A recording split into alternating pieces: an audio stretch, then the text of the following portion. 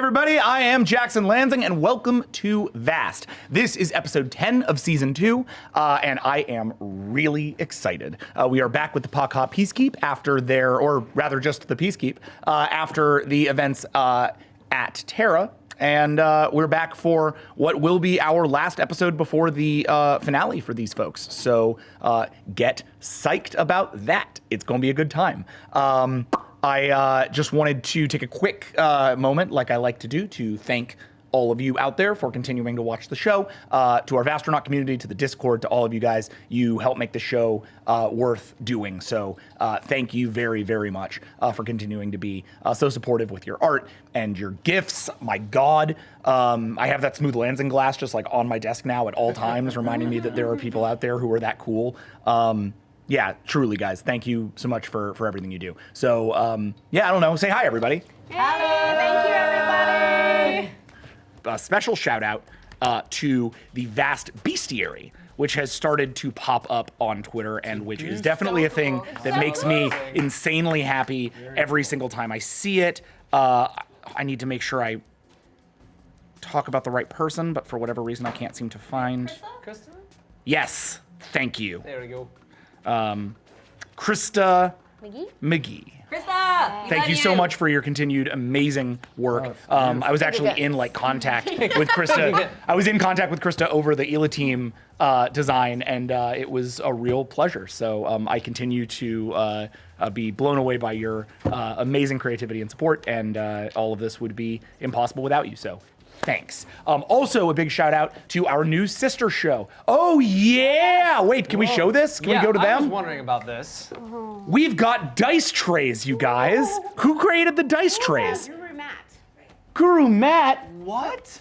Help us to know Guru that Matt the created designs are visible. amazing dice trays for us. I didn't even know that was. Is this showing and up the on brightest camera? eye symbols on them. It's amazing. It's like That's burned beautiful. velvet. These are So handmade. cool. They have a logo my burned into the God. back. These are gorgeous. They're gorgeous. I walked in and I was like, what is this? Are amazing. I had no idea. Wow. All right. Yeah. I'm extra amazed. You guys are so great. Buy one. Yeah. So let us buy them. Yeah, I'll buy 10.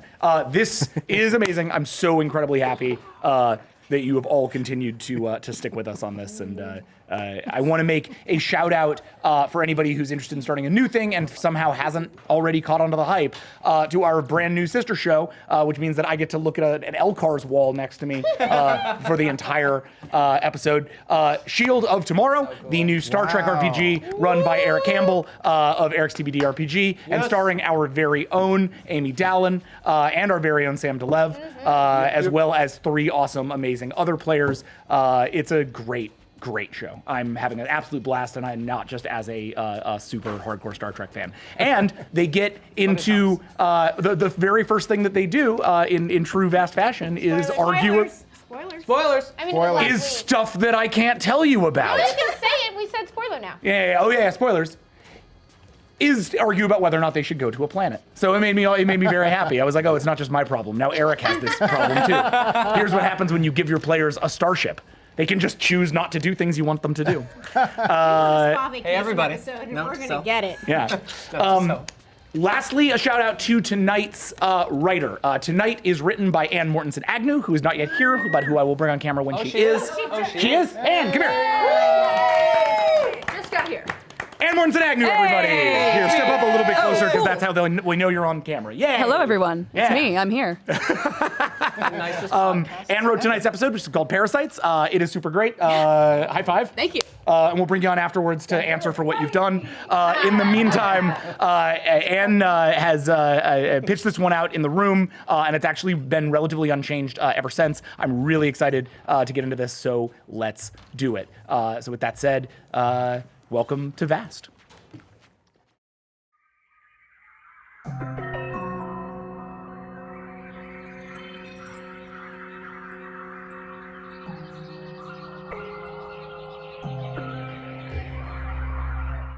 We're back.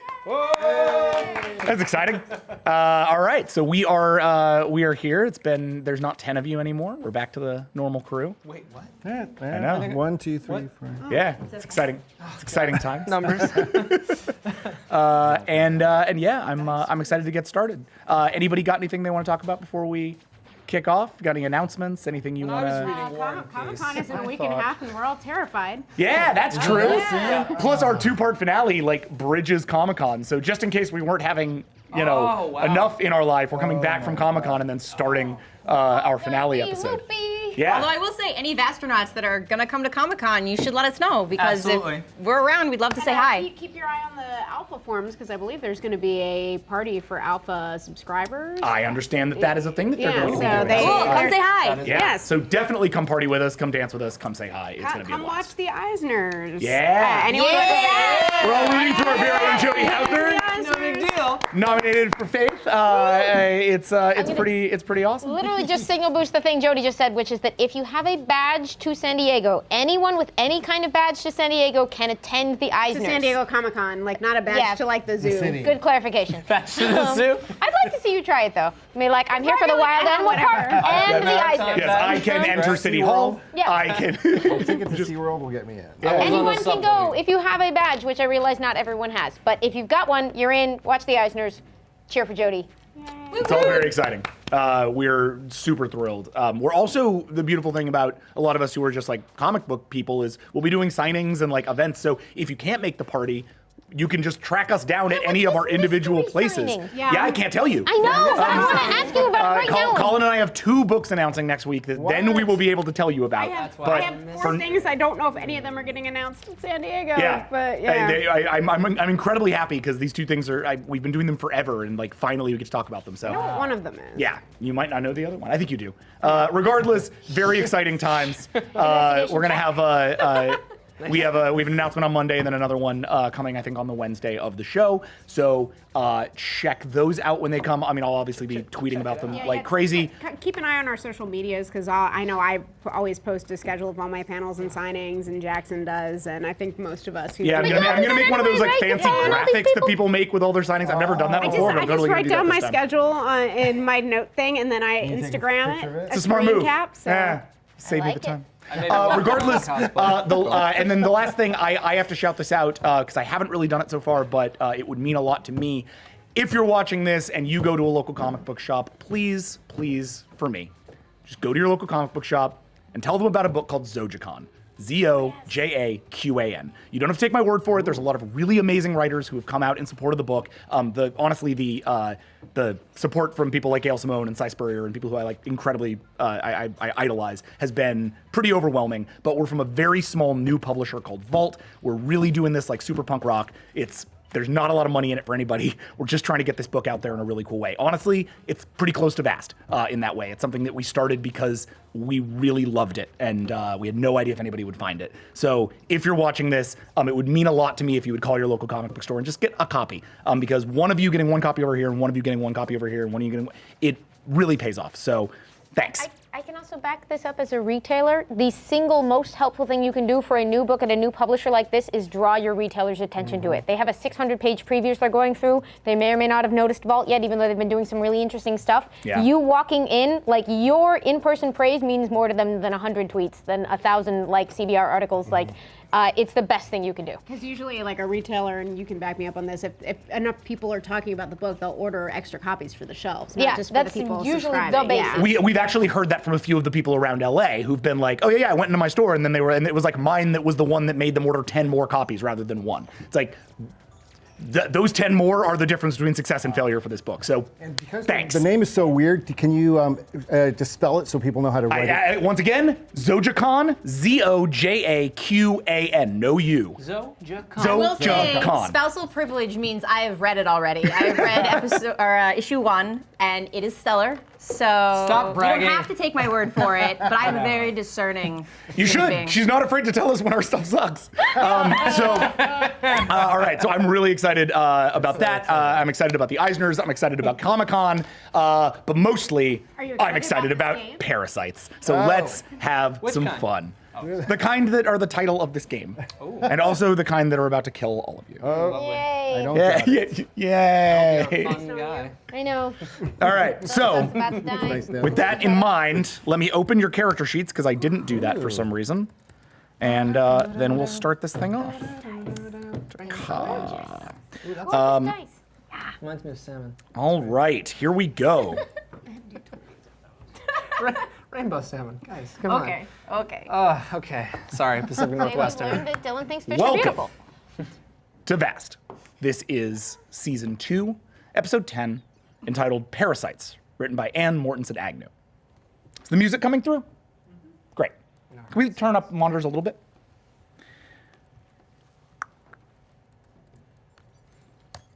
We begin in the aftermath of our previous episode.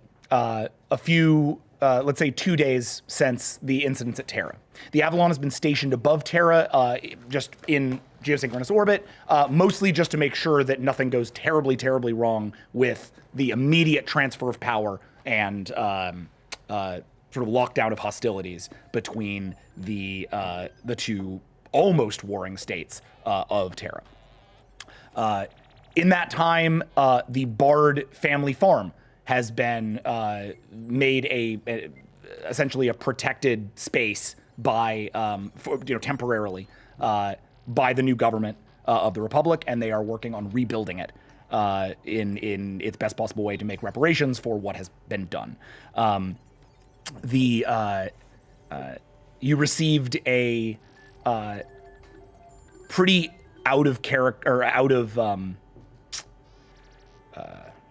the blue communication from one Isaac Sebastian, who apologized it's a text. He didn't want to talk to you, because obviously very embarrassed, but essentially apologized for his actions as an interrogator for that government, because You he qualify that as embarrassed. This is why he doesn't want to talk to me. Keep Yeah, going. exactly. Because he did not understand what he was working for and realizes now what side he was on and wants to try to make amends. So Has Terran technology evolved enough that you can hang up on a text somehow? no, it's like an email. You got a letter, a communique. There's been a good deal of that within the sort of like public service aspects of the Republic. There's a lot of people who are like realizing, oh man, we were supporting Voss for a really, really long time, and now if we don't, it would be a bad political thing to do. So whether or not he means this personally or whether or not he means this politically is kind of a question, but you got one. Lastly, however, and as part of that communication, you receive word that Victor Rampel has disappeared. He has fled. He is no longer on the planet. And there is a question mark as to where he is and what he is doing. So with that in mind, just got cute text from my fiance. Sorry. With that in mind, we are leveled off now above the planet, and the two and the all of you have had a little bit of time to just kind of decompress from the insanity that has gone on. For anybody wondering, the events of last episode, the Brightest Eye episode, are happening essentially concurrent to this, meaning that we will not be dealing with the ramifications of them until the finale. So our characters are forging forward in ignorance because it hasn't happened yet. So in that space, one of the that's sort of everybody on Terra checked in for you, with the exception, obviously, of the one who helped you the most, Kayla Torvis. Kayla's remained on the vessel since you dealt with Kazakul's fleeing vessel, but has not been seen for about a day. Some initial scans after, like internal ship scans, because the ship isn't aware of her like biosignature. A few scans had to be done, and it took a few hours, and eventually it became clear that Kayla was in the watering hole, your sort of garden atrium / bar, which hasn't really been in much use since most of your... You can sneeze out loud, it's all right. Which hasn't been in much use since your vessel left most of its crew with the Peacekeep. So, with that in mind, I figure first things first, before you leave, before you check in on any of this stuff, it would be good to know what was going on there. So let's say you go to the watering hole. Yeah, I'm gonna head down to the watering hole and order myself a drink. All right. So I'll try to silence this thing. There we go. So you arrive in the watering hole. Hold on.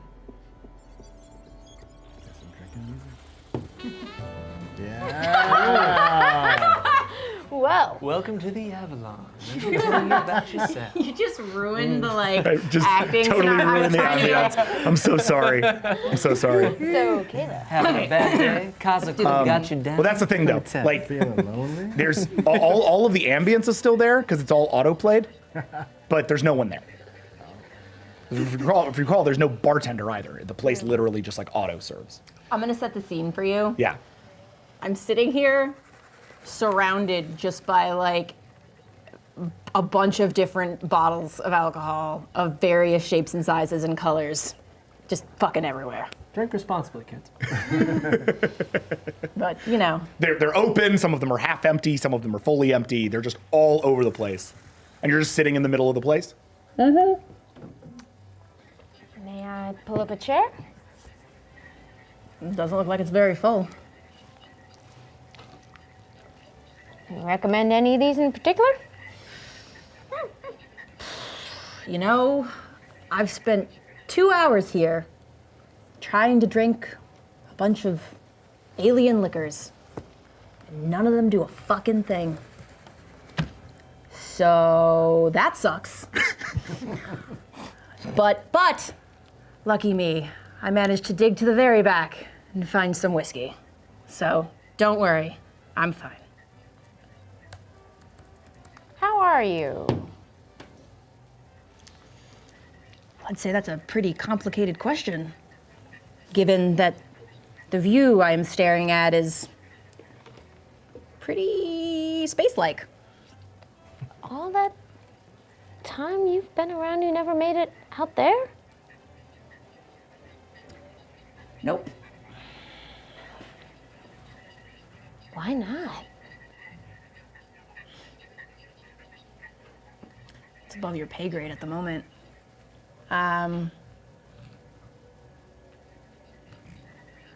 Made a bad choice. Paid for it. For a while. And now what, exactly?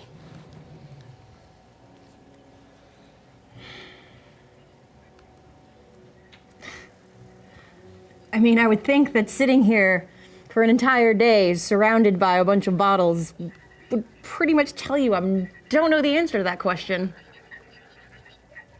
You maybe looking for the next offer? Cards on the table. We're a small crew. Everything is uncertain. I don't know what's gonna happen, and I've already lost an awful lot of people. But you impressed the shit out of me. And you took care of my mom. And you met my hero, which is pretty cool. But I could... Charlotte Rample? Oh man. Yeah. Charlotte. Hard to forget. I miss her. I'm not gonna get used to she's someone from books. She's someone I grew up on stories and terrible movies about her. I had all of them. That's weird, isn't it? I shouldn't. Lucy Barr, fangirl. Look, the get short it. version is I could really use some help. And if you have any inclination to go that way, I'd love to have you on board. That's the thing, isn't it? I know exactly what waits for me down back on Terra. Don't really have any idea what's out there.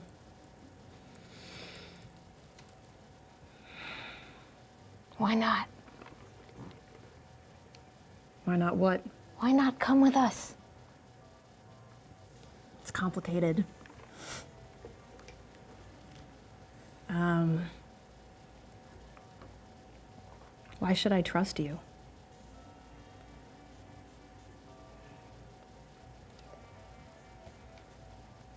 I'm learning there aren't a lot of guarantees, Yeah, no kidding. but I'm pretty much what it says on the tin. And you think that is? I want to go out there, I want to do some good, and I could use help.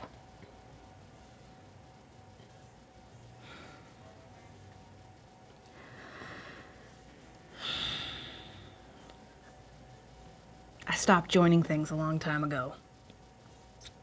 If you're looking for a soldier, you're not going to find one here.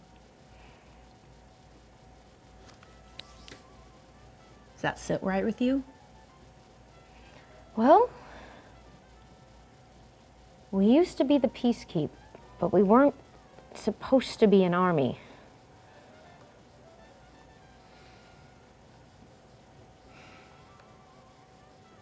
We do serve higher goals. I'm not going to stop. But we're about a bunch of people who are different from each other coming together to try to do that good. I think you'd fit right in. I'm not joining the Peacekeep. I'm not signing a contract. I won't do that. I have to reserve the right to.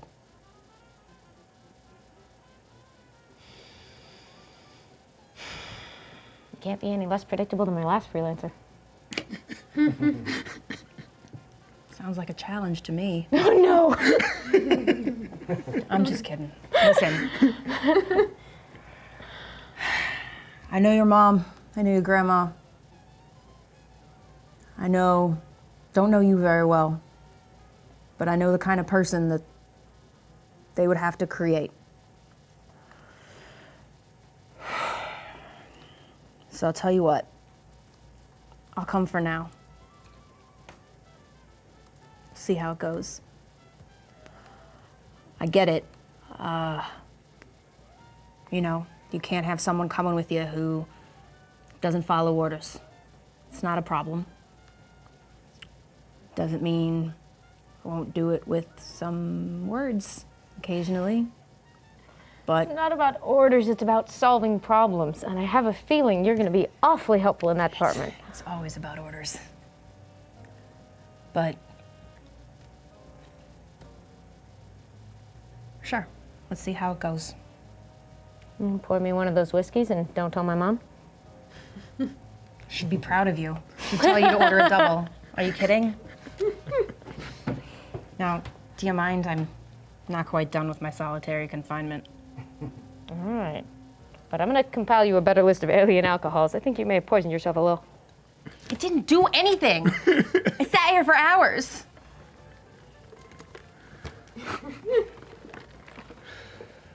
Awesome. So, as you leave Kayla to the last of the whiskey that she managed to pull out of the hull, with a newfound at least sense of her sticking around with you guys for a bit, we are going to pivot to a totally different part of the ship. One that isn't playing saxophone music. I would like to be there now.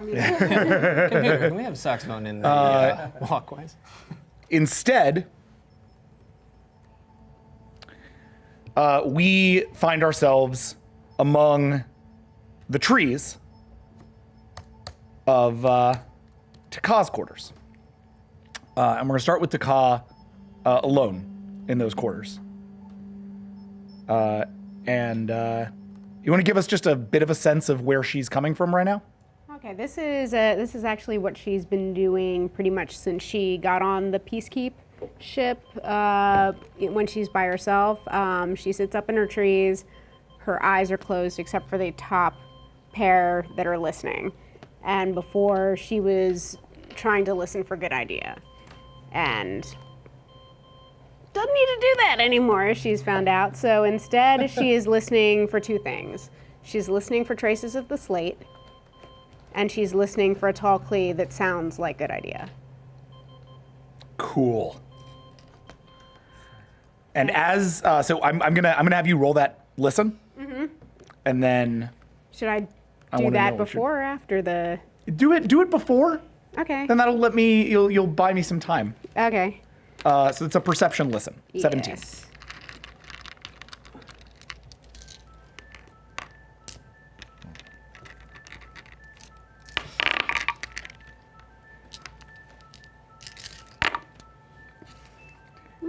I love you checking yourself about the fangirling.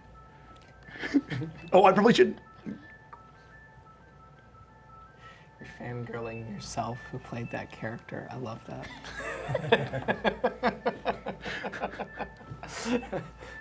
To put it that way, it's weird. 8. Yeah, it happened the other way, but Yeah.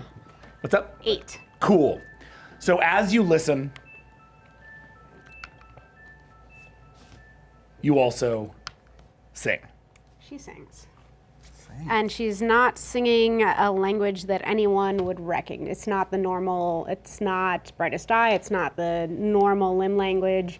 It would be known on her world as Timorian, and it's the language that Good Idea walked in and heard her and Stan speaking in and didn't understand. So. I'm singing in English, though, because I don't know made-up good. alien language. Yeah, that's right. She's gonna actually sing. An ocean of green, lightly, lightly it sways. The sun skyward weaves, shining, shining it plays. The shade shields my eyes. Swiftly, swiftly I climb. My home is alive, growing, growing with time. It reaches up and speaks to me. It fills the skies above. I listen and it comforts me till I am full enough. Rooted so deep and strong in me, I know what I'm made of. Oh, never be too far from me, my home, my only love. But does she hear anything or sense anything? Oh yeah, but also does she says anything? Yeah. By the way, before it's forgotten to be said I'll say- on the stream. Oh, you wanna? Thank you, Aki, who wrote that song for Taka as part of the Vast musical that she has been working on. Yes! Woo! And those were the lost verses, actually. Yes. Cause she's feeling lost. Well, actually, no. I thought they were more appropriate for what she was trying to do. So, that for an 8, the first thing you were listening for was the slate. traces of the slate. Yes. There is nothing. Okay. It is they're not even on the wavelength. Okay. And as far as listening for a tall clee that sounds like Good Idea, Yeah, Kazufu. yes. You do not find him, though you do feel echoes out into unknown wildernesses, into like areas that used to be controlled by the slate. So you don't feel him now, but you do actually start to sense a sort of track of where he might be. But you know, it's a needle in a haystack kind of situation. Yeah, but You could draw it on a map, but it would be with a very large Sharpie, you know? It would have a lot of stuff inside of it. Okay. Best metaphor ever. As you sing that last verse, Nidar Oh, my only love. and Noble step into the trees, come here specifically to check on you. The doors close behind you and you're in her forest. It is a dimly lit forest at this point, kind of a dusk setting as you enter her room. You probably heard a bit of that, and you have no idea what the words mean. Wait, Noble. What- What was that? was that the What's trees? noise? What's that noise? that was a tree speaking. I didn't know trees could sing. Hi. Oh, hey, whoa, Hey! What? Takao, was that you making that noise? I'm sorry. No, it was Good noise. a good noise. Enjoyed it. Great noise. Okay. But I've never heard Good. anything like it before.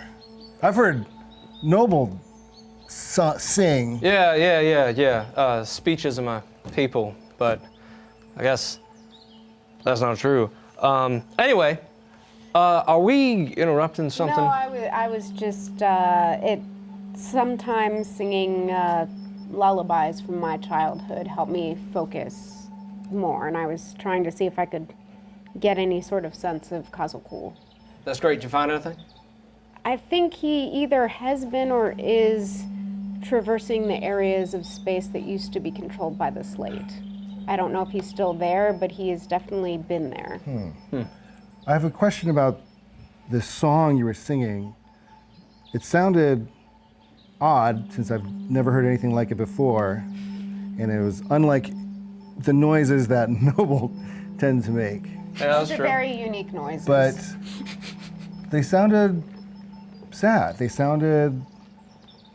It made me feel sad. So, are you sad? Is there something that you're thinking about? Are you singing about something that I'm not aware of? I mean, I was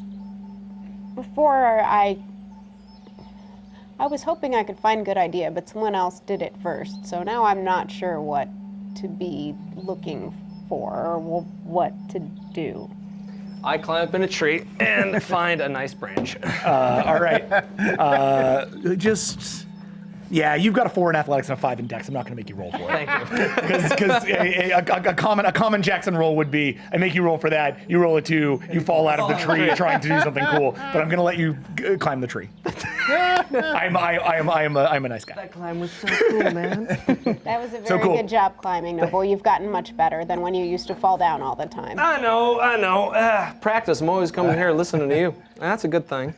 So, well, you say you're trying to find yourself, is that right? You heard what Good Idea said when we left the brightest eye. I've thought about his words quite a bit about trying to be the best version of me, and that's not actually helpful. It's just I think he likes empty platitudes surrounded by lots of words so you don't realize how empty they are. Taka! He's a tongue. That's what he does.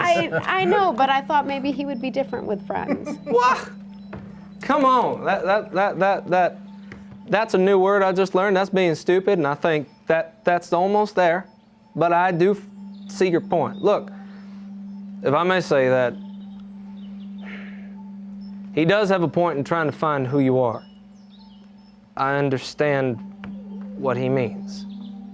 But you know who you are. You're not letting anyone else's opinion of what you should be change who you are. You pretty sure about that?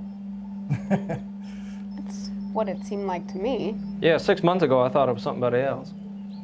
Now I still know who I am, but everybody's telling me every which way, and They're giving you other names. That's not the same thing. yeah. But look, I don't want to talk about me. I want to talk about you. Look, Takaf, Yeah. we're all in this. We're all in this together. We're trying to find. All of us are trying to find ourselves. Nidar joined the Peacekeep 6 months ago. That thing was a warrior in a jar. It still is.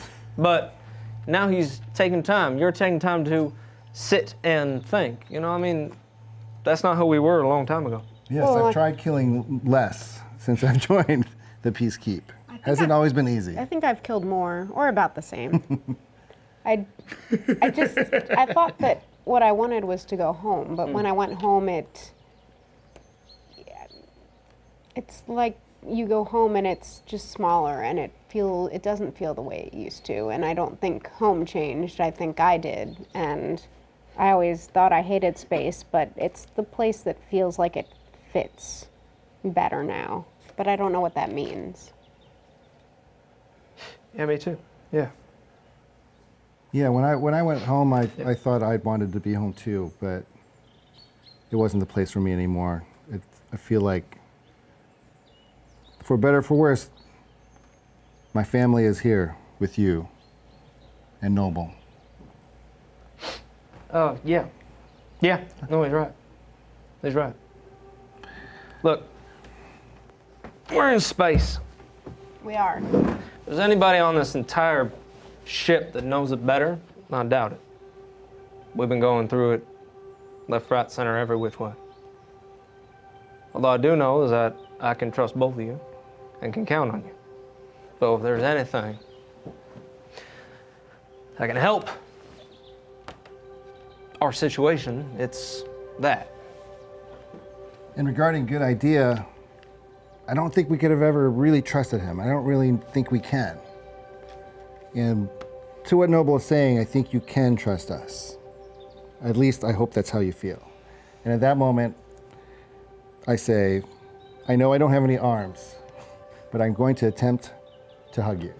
So I'm going to try to mentally make her feel like I'm embracing her.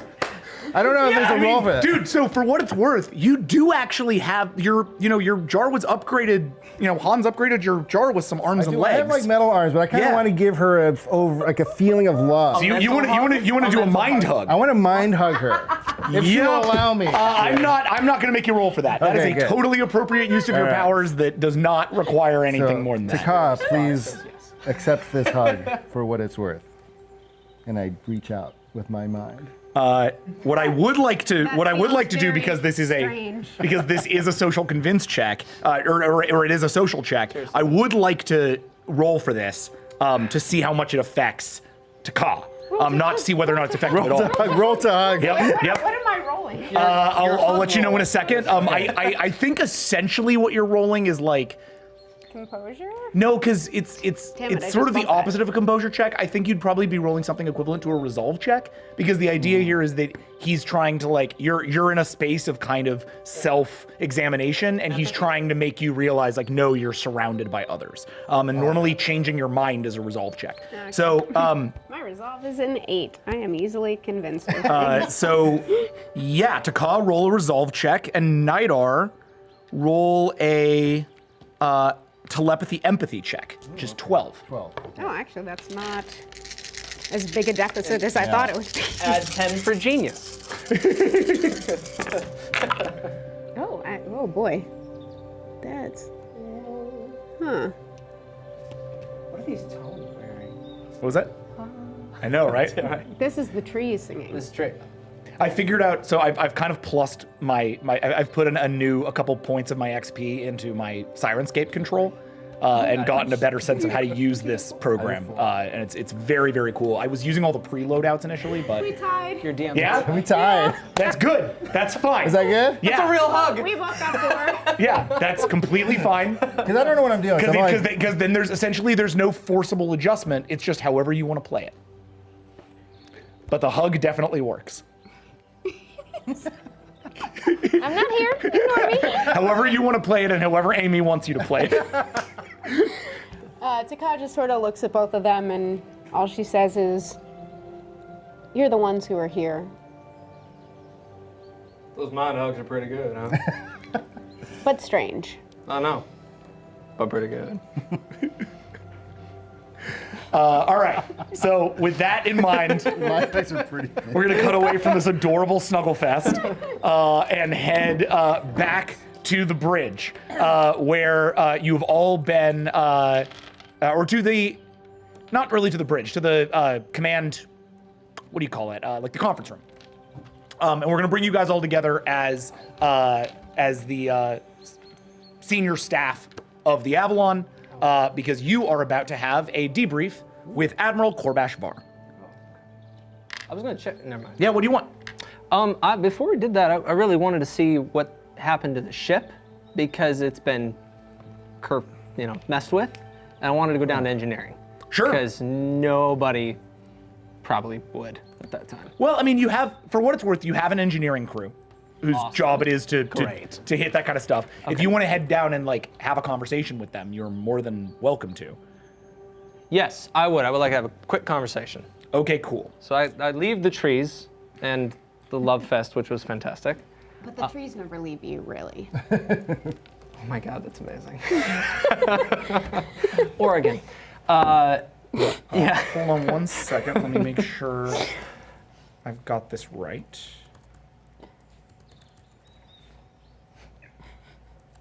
Feeling sad? Feeling lonely? Go walk okay. with the trees. Okay. Cool. So you head to your engineering? Yeah, I all of a sudden get a game face on, and I head down to the engineering, because I realized that that ship got out of there really quickly. We have to make sure that our engines can catch that ship, if possible, and see if everything's up to code. Okay. So you arrive in engineering to find the relatively small engineering core that's been left on the ship, right, working your engineering.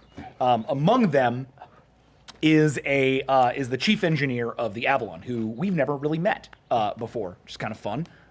He tends to stay out of this stuff, or they tend to stay out of this stuff. They're not really gendered. This is your Zocodal engineer,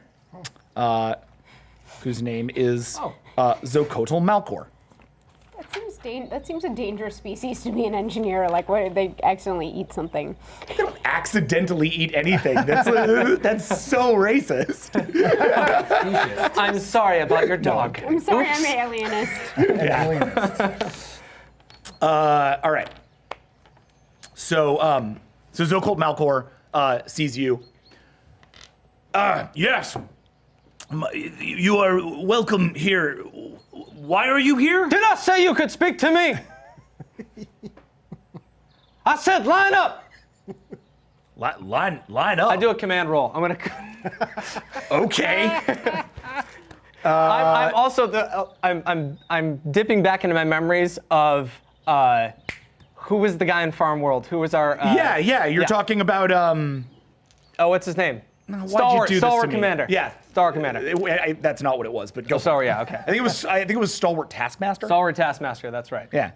15.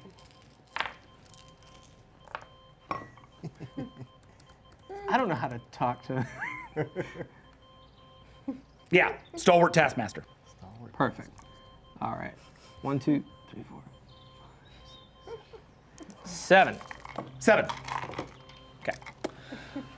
I'm gonna roll against you on that one. All right.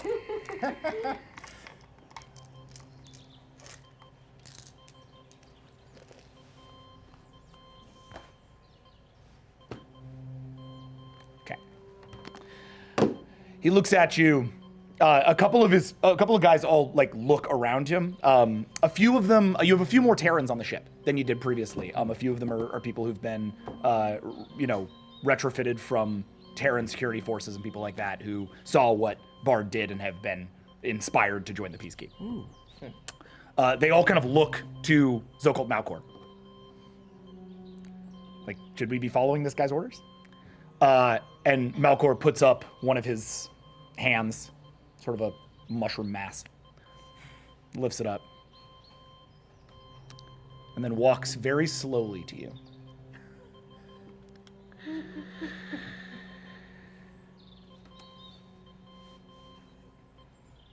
You have been on this ship for many months now. And before that, you were among your own kind. Or so you believed. I have read your files. I make a effort to know the crew, even if they do not make an effort to know me. I know everything about you. Roll for your concordance. It's 11. But I did. I took the crew commit. Anyway, sorry. You took the ship statistics. That is Oh, different really? than taking all of the crew knowledge. Oh, I didn't know Feel that. free to roll for it. Totally gonna roll for that. This is fun.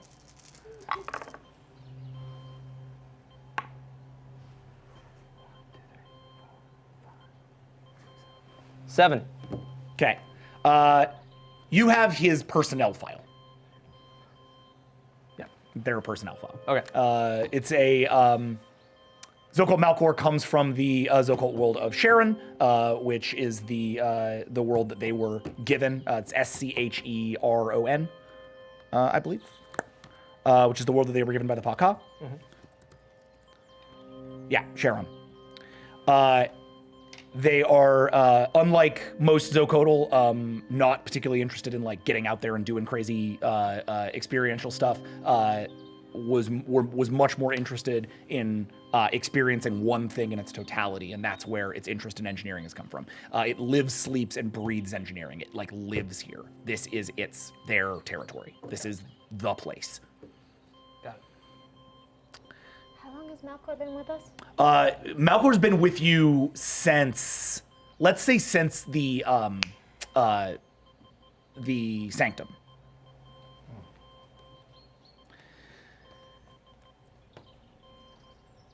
You must understand. Though you may know much about me, this does not give you the right to come into my place and tell my people what to do. How can I help you, Ambassador? Wait, so I wasn't supposed to do that? What? So, if I'm supposed to not yell at you? You were raised among the eye. Yeah. See. That's Yes. what they did. Yelling is less than What? Shh, effective. shh, shh, shh. So don't do that? Don't do that. Okay. Well, thank you for telling me about what's going on. How's it running? We are at full capacity now after a few days of repairs. Yep. We have full crossing drive capability, and we have replaced what few systems were managed to be stripped by the Terran government. Fortunately, our technology is far beyond that of the relatively primitive Terrans, and as a result, and you can see a couple of Terrans like giving him kind of a look. And so, as a result, we have been able to protect our most valuable assets. Good. So everything's working. The ship is back to its optimal capacity, yes. Okay. You know about ships and engineering, as I can see. And I take him aside and like, look, I gotta talk to you about something. Why do I feel like I am suddenly a member of a conspiracy? I'm having dreams. And I don't know what they are, but I keep seeing prints of things, like ship prints, which is not something I usually dream about. Blueprints. You're Yeah, referring to schematics. That's right. Yeah, that's right. But I'm not sure what they are. No doubt they are from your concordance. Yeah, no, they're different, and I can't tell what they are, but I might need your help, and it looks like they might. I can remember them, which isn't normal because it's not like a dream, but I think it could help the ship. Does that make sense? Indeed. Do you have some time? I would very much like to understand what it is you are seeing in your mind. Yeah, that's why I came down here. I want to make sure the ship was running quick, and so we could catch who we're after, and wanted to make sure that maybe I'm just making this up, but I can see him. It's weird. It's weird. You did directly interface once with a Pak-Ha interface, yes? Yeah. It is very possible that such prints, as you call them, were imprinted upon your own mind, much like the scar or a brand upon your brain. I would very much like to see. Would you let me analyze you? Yeah, as long as it doesn't hurt. Excellent. Come with me. And he takes you over to the ship's medical bay, and along with the ship's medical staff, starts to like essentially try to analyze your brain, scan your brain, while you describe to him what it is you're seeing, and he kind of like does a sketch. This takes a while, so you're not going to be present for the briefing, because you're sort of dealing with this. Okay. Your engineering and medical kick in. Nobles had some ideas and it might be suffering some after effects of the POCA interface. They just want to make sure that, it's a routine thing, nothing life-threatening, but they want to make sure they take a look at him. They'll report what they find. Captain Bard, just a point of clarification. You hoping for me to take some sort of position here, or? Not tactical, that is full.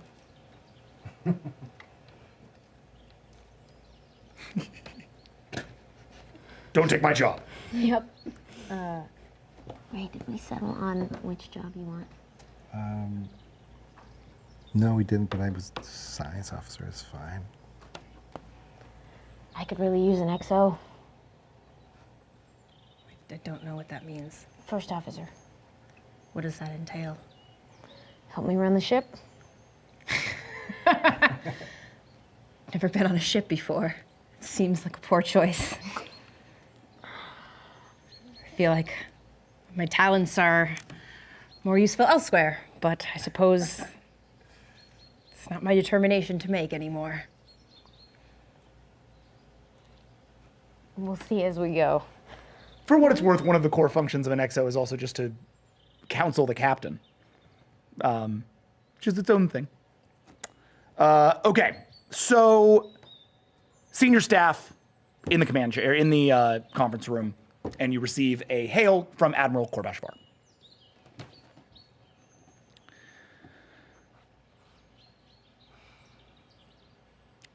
On screen. She looks well, if troubled. Behind her, through the view screen, you can see the Sanctum continuing to spin. There are a good deal of peacekeep ships there, but less than there were the last time. Captain, crew of the Avalon, how are you? We're fine. Your report was illuminating. I was very sorry to hear about the degree to which Terran leadership had been corrupted by this foreign agent. Have you had any luck tracking the foreign agent? We have a good deal of our current science corps working on exactly this problem. As far as we can tell, his ship has headed somewhere deep into former Slate territory, what we are calling husk space. That was what I sensed as well. Our scientists have been hard at work tracking it along. However, husk space is vast, and we have very little ability to run telemetry inside of it, as we have 0 installations or presence there. You got our information about the signal we planted. Indeed. We've been using it to triangulate. Without it, we would have nothing. Suffice to say, I'm very troubled, but very grateful that you were there. I find now that my decision, however unpopular initially it may have been, to task you with restoring elements of the Peacekeep has been one of my better decisions. I am very pleased with your service and would like to formally extend an offer to step into more of a leadership role with our Peacekeep. When the current crisis is resolved, I would very much like to speak to you about taking command of more vessels and perhaps stepping into a role of coordination and perhaps in time even admiralty.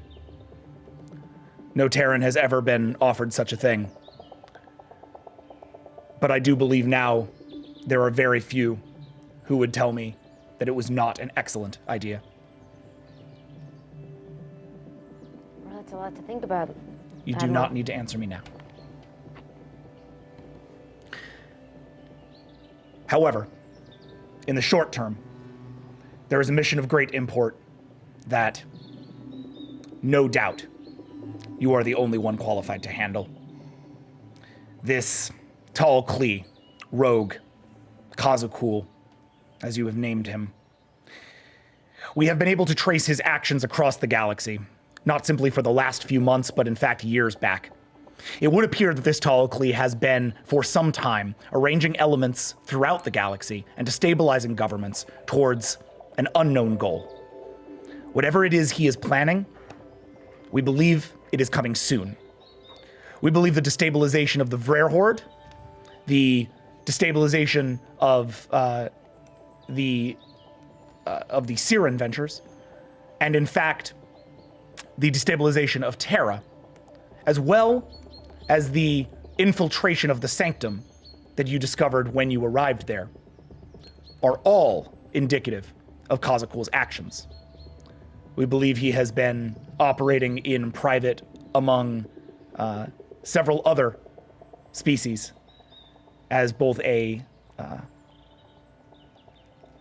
technological uplifter and also as something of a common criminal, kidnapping and experimenting on the most vulnerable populations. We were told he was on your planet doing just that. Yes, the legend of the wizard. Some of our people have some history with him.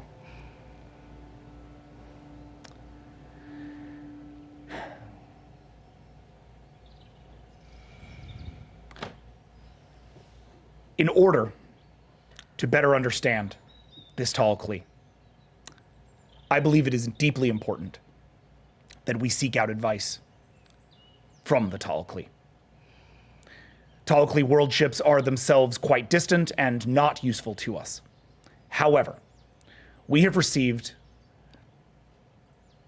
well, let's just call it a bit of a confusing offer. There is a Tall Klee world ship currently within Peacekeep space, near to us and offering aid and assistance in this matter, in exchange for, well, they won't tell us, but they will tell you. In fact, you have been asked for specifically. I believe this information must be invaluable. The Tall Klee have never reached out to the Peacekeep as a partner in anything. Their distrust of the Pakha ran deep. It would appear now that with the Pakha no longer in service, perhaps the Tall Klee consensus is prepared to speak to us. Or it's because they didn't think they could get the better of the Pakha, but they don't take us as seriously. If that is the case, I have no doubt that you will prove them incorrect. I'm transmitting coordinates to your vessel for the Zocodal homeworld of Sharon. There, you will meet this Tall Klee world ship. They have asked for those to be the rendezvous coordinates, and I do believe it will be the most convenient. While you were there, please make sure that Sharon needs no assistance from us. It is a world that does not tend to operate as deeply within the Peacekeep, though they are, of course, a Peacekeep member world and under our protection. Because we do not have a ship currently stationed there, it will be the first time we have seen them in quite some time. You said Sharon is the world as, I'd like to see it, how they're doing. Good. But much as I want to understand this guy, I'd rather be going after him. You promise you all are doing everything you can? We're doing all that we can. Perhaps the Tall Klee would have the technology to track their own better than we do. What do you think? I think it's right. I think we should consult with the Tall Klee and go from there. Forgive me, what is a Tall Klee? They made my arm. A lot of science, not much ethics. Okay. Ms. Torvis, I've been updated as in terms of your new position aboard the Starcrosser Avalon. That was quick. Indeed. It is a great honor to have someone of your distinguished record. We are aware of your Terran history, and we would very much appreciate your service. You got it. I thank you. The Peacekeep thanks you. And for what it is worth, I believe that you will find space to be quite enlightening. We'll see. Anything more that you need from me, Captain? I have a question. Yeah. I assume sharp eyes are being kept on my home planet while we are away. Indeed. I believe those eyes will be arriving in 3, 2, 1. And from the windows of the conference room, you see 5 Starcrossers cross in. Yeah. All of them now above the planet. There specifically to do the Avalon's job of keeping an eye on this planet and making sure that their transition to civilian government works well.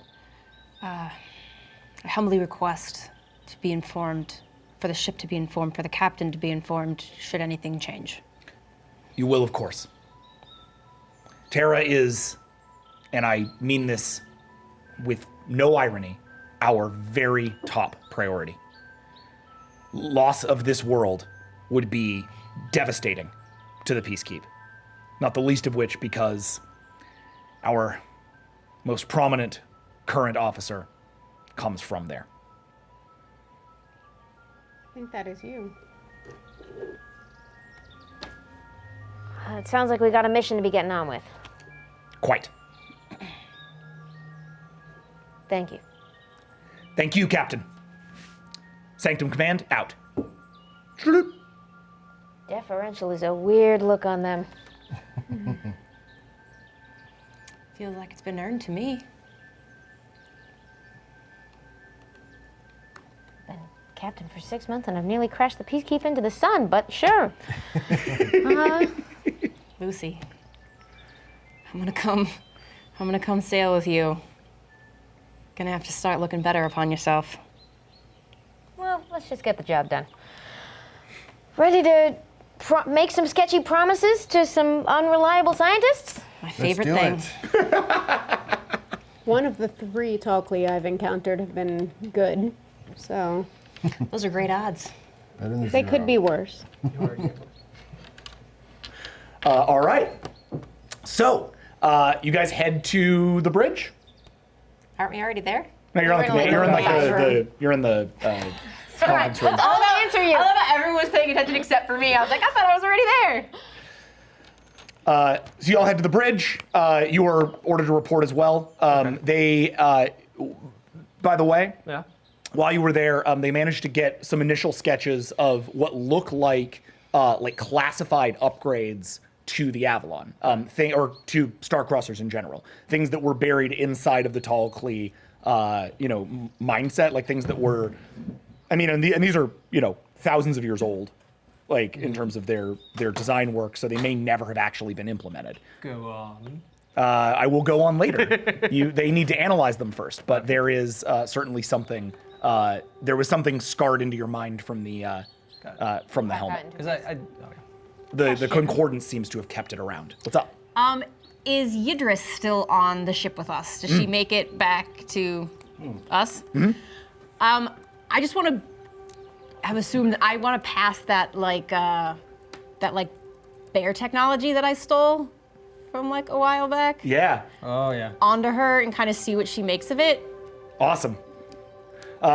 So Yidris comes up and reaches one of her many arms out, takes the. I think they're like hydraulics of some kind. Yeah. It was sort of like a sack of various like bear style hydraulics. Takes them out. These are very strange. See what you can make of them. Like to see if they could do me a benefit. Oh. I'll take these to Zokald Malkor. I bet we could come up with something. Sounds good. And so she does, heading down to, with a sort of eager grin, heading down to engineering to take a look. I have one more question. Please. As we were getting ourselves together. Did New Kid stay? Yes! Does he have I was a waiting name? for you guys to be in a security situation where you might need him. Okay. Because his position is up to you. He's a security officer. That's what he's good for. Sure. My question is where you want him on that hierarchy. Wherever we've got a space, I assume that Taka as tactical is my unofficial. She's your unofficial head of security. Yeah. Yes. Because otherwise that's where I'd put you. But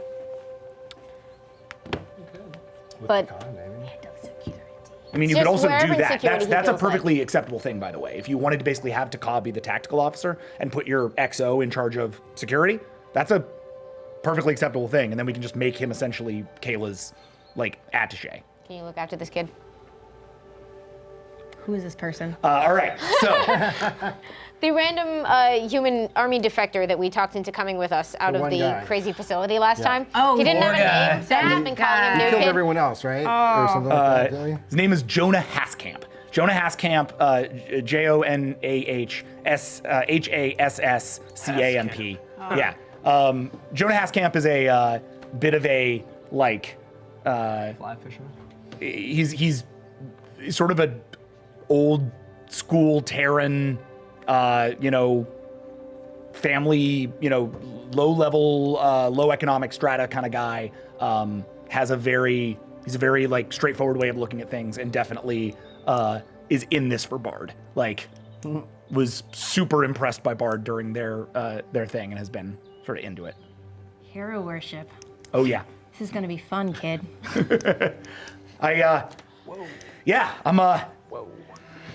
I'm very excited to be here. I've never been to space. You been to space? No. Cool. Oh man, get the fuck out of my sight. I can't deal with you right now. Yes, sir. And he heads down to lower decks. Okay. Really? What was I gonna do? Leave him there? God. Okay. Didn't know molding young minds was going to be a part of the job description. Is that a plus or a minus? Look at my face. What do you think? I just imagine Danny Putty is the new. Yeah, for sure. For sure he's played by Danny Pudding. For sure That's who he's it is. played by Danny Pudding. Yeah. Yes. On the show? What was that? Can we get him on the show? Oh yeah, anytime. Trying to play, Just call him up. Danny, your first officer. All right, so head to the bridge. By the time you sit down in helm, you have been your coordinates have been upgraded to the Zokold homeworld of Sharon. Cool. At the science station, you walk up Nidar to find, where is it? There we go. To find Lieutenant Carabrigia, who has been on the ship since the very first episode. What? Yep. Sorry. It was one of the initial. It was actually the person flying the ship when a lot of people when they first arrived there. Oh. Stands up and offers the station to you. Thank you very much. I have to tell you the truth that this science thing is a little bit new, so stick around because I may need your help. And Carabrigia nods. By the way, at this point, I think it's fair to. I never ID'd species for Carabrigia in the pilot. I was just like, it's one of the many peacekeep species. I'm gonna make them an Ela team. Because I've been waiting to intro some cool Ela team officers. I love that species. So Carabrigia is a full adult Ela team, meaning a little taller than most of the ones that you encountered. The conical horns are a little longer, and Wim has been fully charged with orb energy. Although most of us didn't meet though, because that was That's the true. A old lot of you peacekeep haven't. crew. Yeah. Okay. So Carabrigia will sort of sit over your shoulder and help you out. I'm gonna get the pronouns eventually, but we whispers to you. For what it's worth, I was a pilot. Thank you for telling me that. How do you turn this thing on? All right. So course laid in. You find that there is a seat for you next to the captain. Open for you here on the bridge of this beautiful starship. I do not sit. Welcome to the Avalon. That one's yours. I'd rather stand if that's all the same to you. Wait a minute, she gets to sit there? Good going. Captain? Orders?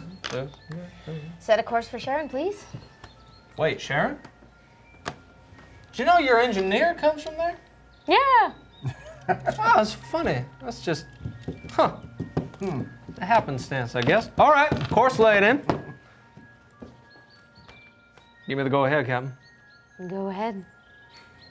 All right. You take the ship to crossing speed. And the ship takes a little bit of time to get there. This is your first time at crossing speed, Kayla. Roll composure. I don't have a composure roll.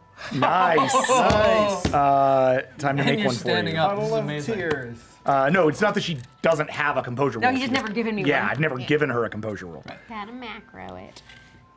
Oh, she's standing up. It's amazing. Sitting is uncomfortable. Is there just a Kayla Torvis shaped hole in the back of the bridge? Normally, your military training would come into this, but here it doesn't. No problem. Oh, he so does have a point, though. If you think I'm gonna freak out, you have another thing coming. Yeah, no, I'm not saying you're gonna freak out. It just might really impress you. 6. Okay. You're gonna freak out. Way to set me up to fail, bro. Doing what I can. And this ship's fast. Like, it's crazy. You aren't gonna handle it. Crazy fast. 2. You are very impressed. You sort of have your, you were like standing next to the chair. When it goes to speed, you're holding on to that chair. Like, it's not like this thing doesn't have some feel of inertia. So like, it's like a thing. The stars are streaking past. It's pretty impressive. It's not like your hair is blowing back and you're screaming or anything, but it's like, there's a little roller coaster to all this. All right. Do you sit? Nope. Okay. We arrive at Sharon, the world the Paka gave the Zocodal after the Slate wiped out their original home.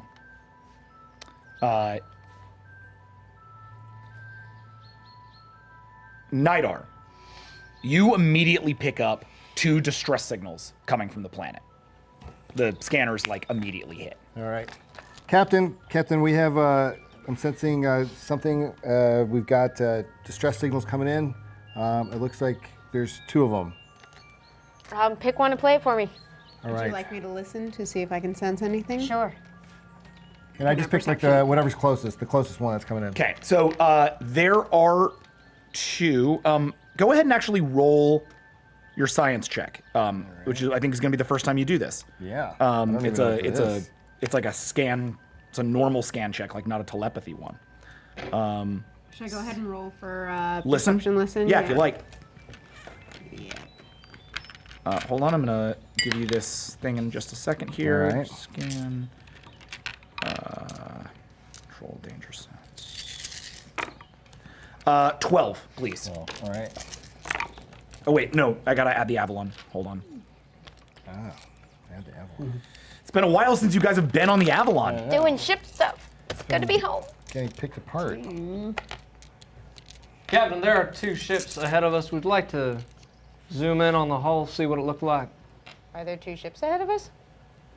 What? We had 2 signals, We got right? 2 2 distress, distress signals from the planet. Never mind. And add 10 Forget to what that. I'm saying. 10? Okay. Yeah. And I got a 7 for perception listen. Okay. I was just put through a machine. I saw some things. Forget it. All good. How am I driving? So Jody, Taka, you feel, you reach out to the planet, and there are trees on this planet. There's a lot of wildlife, and all of it is confusing. It's all sort of mixed signals, each passing to the other in strange ways that don't make a lot of sense to you. The root systems don't seem to be It's what you would you would think of as like a dying forest on your world, but it could just be the nature of the Zocodal. That said, the same is true of life on the planet. You can detect a great deal of like biological life, like Zocodal life on the planet, but it too is just very confusing to listen to. So I'm not getting any specific. It's almost like static. Okay. I rolled 9. Wow. All right. There are 2 signals. One is coming from a Siren ship that is parked on the planet. For the 9, you get to ID the ship. It is a Siren transport vessel with a transponder that indicates that it came from the Siren homeworld. Great. Secondarily, the other trace is coming from not terribly far from there, the Zocodal capital city of Mycelium.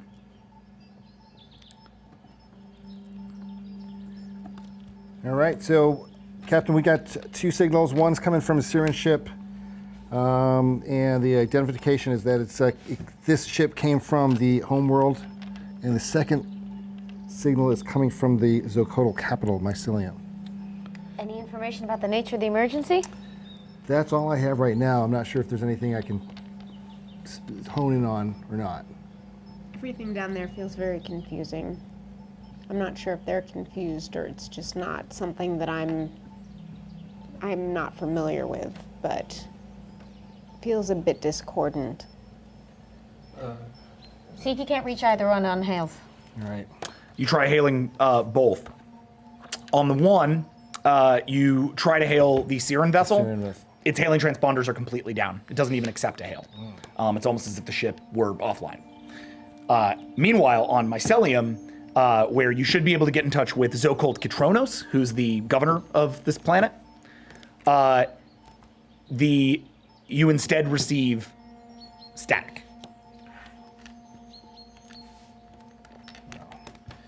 And Captain, neither signal is responding to a hail. It is complete radio silence down there. I do not have a good feeling about this. Lack of good feeling noted and shared. Is there anybody we can reach down there? There's no transponder signals coming from the planet. Right, is there a designated landing zone in the capital? There are landing zones in the capital. Is the tall Clee ship we were sent to meet anywhere in range? It's a good question. Anybody spotted it? As you say that, suddenly the Avalon is jolted, it's been sort of at a cruising speed, is just jolted to a stop, and then slowly begins to move backward from the planet, away from Sharon. Noble, what are we doing? Is this normal? This isn't, hold on, this isn't right. Engineering! This is engineering? Yeah. What in hellfire is going on right now? I don't know. It would appear that we are currently being moved, not of our own volition. I can't seem to get the engines to... I mean, they're firing, but they're being overcome by an enormous amount of force. I don't know what could do this. And then, from on your view screen, you have, the ability to sort of see around your ship. Mm-hmm. In the reverse view screen, you can see it. It's on your console. Oh. Appearing from behind you as if out of thin air is a large, very large, half the size of a planet large. Like massive. Yeah, massive. Silver disc-shaped ship. Huge flying saucer. Noble, why are you laughing? What's going on? Enormous. Of course, that's what it is. And he puts it up. He puts it up on screen, so you can see it as well. This is a huge vessel. The plated steel, or the plated sort of silver, seamless steel. You've never seen a ship like this before, but you've seen this material on Takah's arm. Yeah, I figured out it's tall clay. Tall Yeah. Clee. Captain, that's a tall Clee ship, and it, of course, is the only thing that could stop this. Hold on. Is there a way I can roll a helm check to kind of break out of the? It seems like we're in a tractor beam, right? Mm-hmm. Can I see if I can try and get it out of the tractor beam? You can try. Yep. Okay. Whatever. This is a helm check. Okay. All right. Everybody, hang on. These things, they piss me off sometimes. Beat an 18. Oh, all right. This will be fun. This is rolling music. This is rolling Here, music. we'll. All right, that gets rid of that. All right. And running out of space. All right.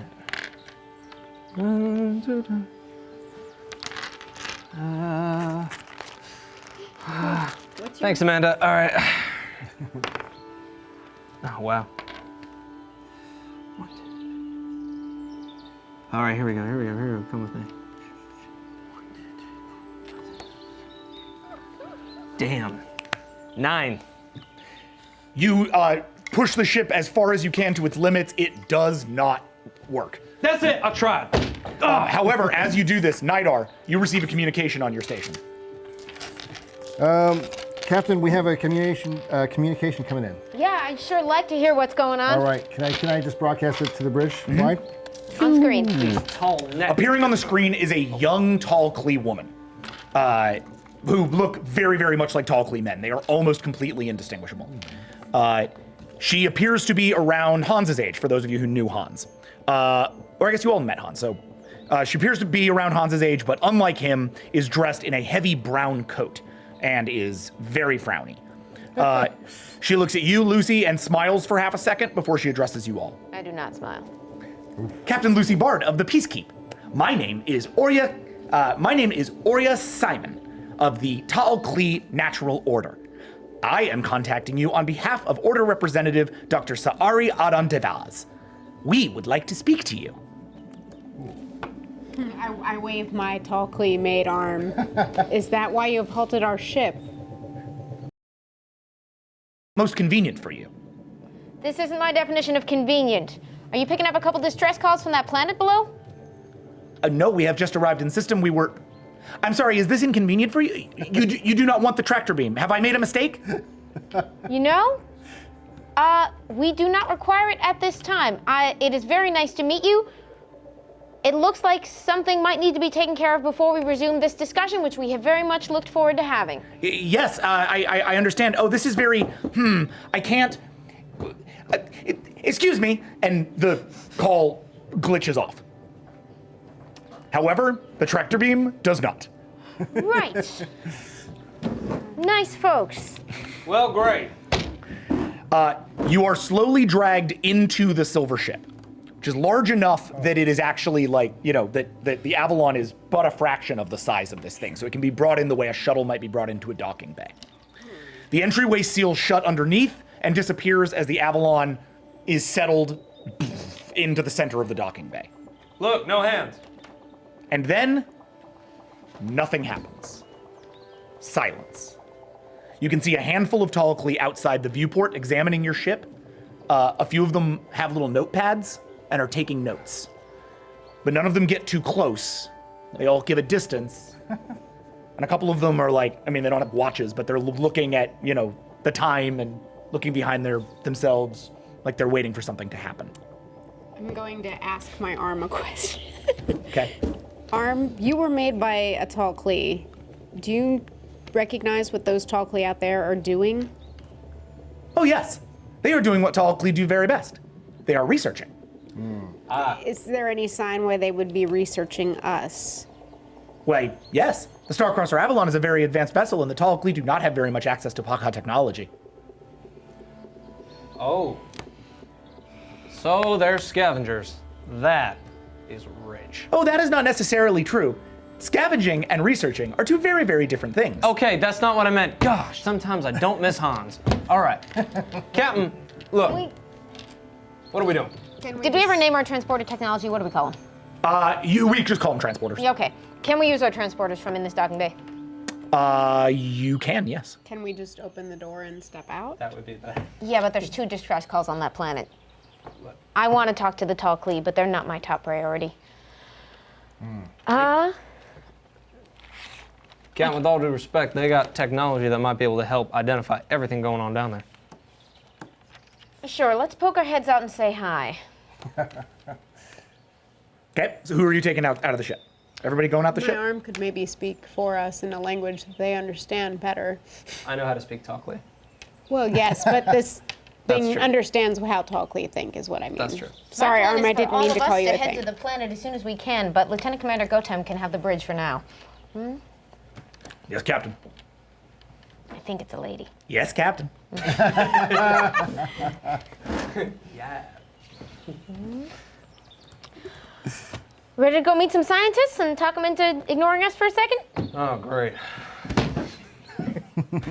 I get up and start walking.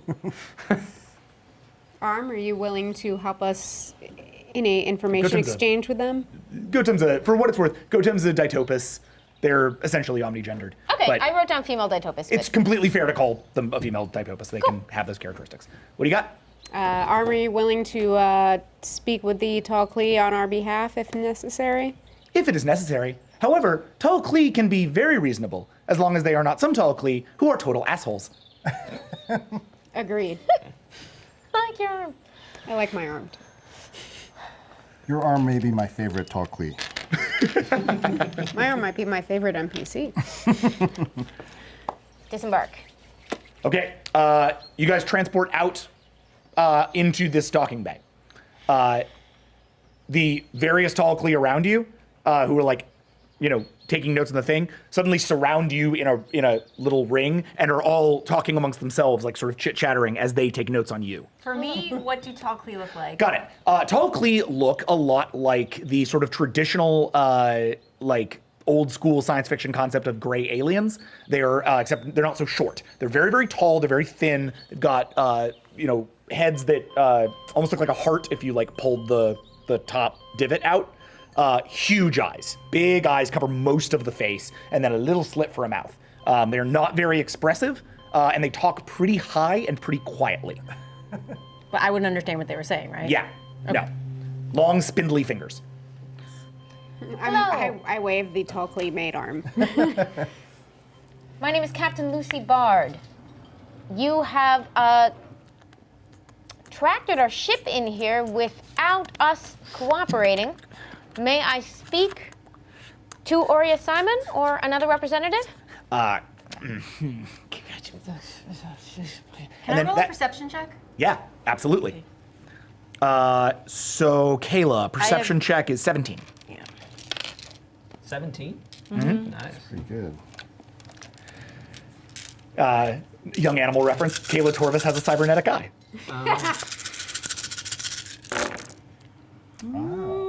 That's not great. Okay.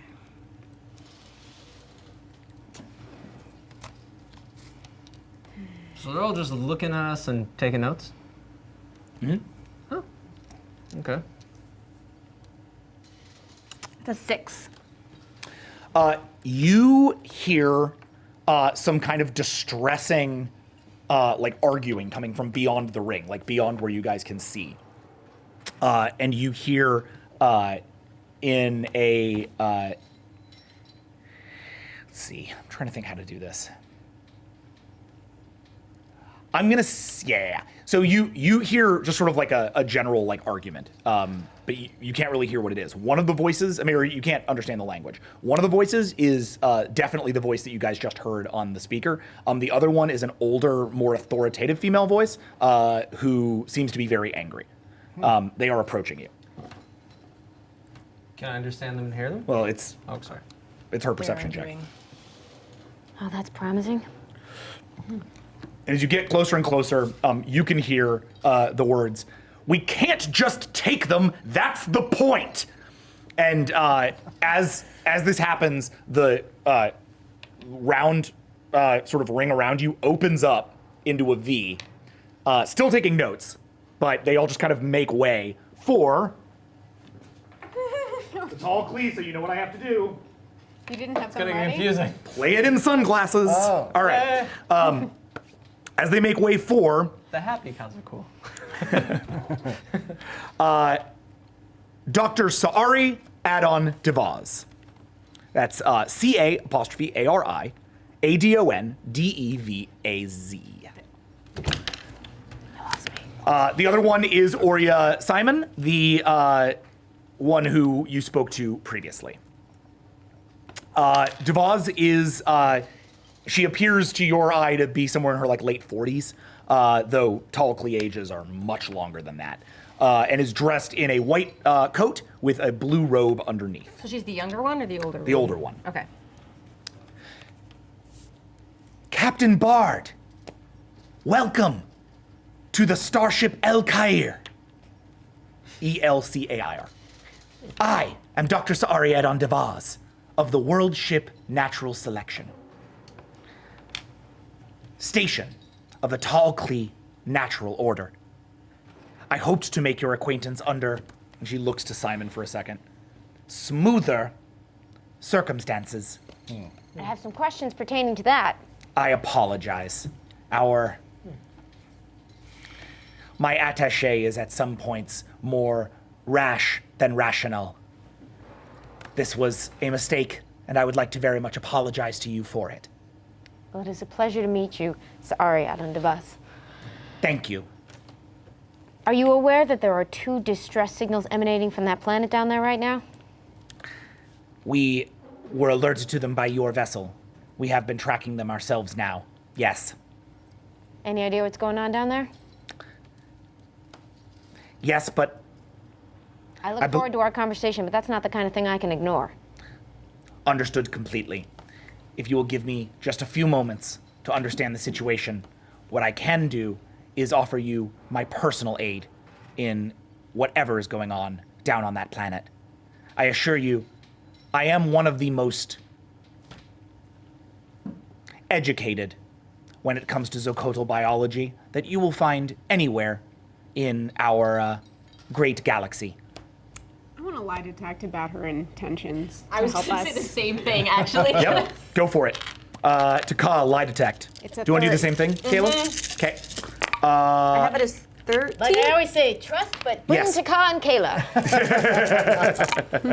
I love it. Now you got two lie detectors. Oh my gosh. So many dice. Yeah.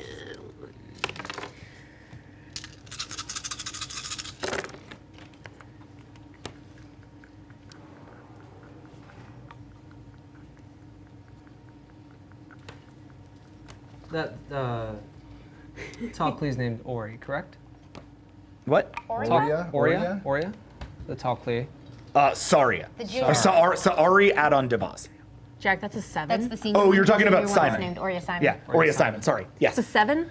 17. You do not. You don't get much, Kayla. All of your stuff has sort of been designed to be read to read Terrans. Doesn't seem to be a lot of lying here. And she's correct. There's not a lot of lying here. That said, Takal, what you do recognize is that there is a certain amount of reticence to go down to the planet. You'd almost characterize it as fear. She's not lying about not knowing what was going on down there, but she is lying that she would be happy to help you. She's offering the help, but she's definitely nervous about it. You seem disturbed by what may or may not be happening there. I'm sorry. I am unfamiliar with your species. What are you? We are often referred to as the limb. Ah, the brightest eye vassal species, which must make you a mind. What they are my tactical officer and my science officer. Indeed. Apologies. I am aware that the brightest eye has been reforming its vassal races and as a result no longer uses such terms. Yes, it is. Apologies. Please. About 5 minutes of your time in my quarters. I would be very happy to help you with anything on the planet. However, before we do this, I must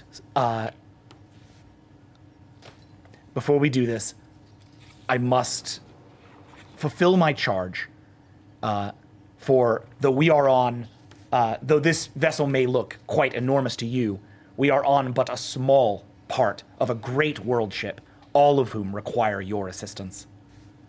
Is it more urgent than the unnamed emergencies going down on that planet? To me, it is. I value your priorities, but if you could find out, do any of your sensors going to reassure me that nothing's burning down there? And she pulls up a, like, almost out of thin air, a holographic reading of the planet. The planet has, as far as we can tell, been subsumed by some manner of biological mass.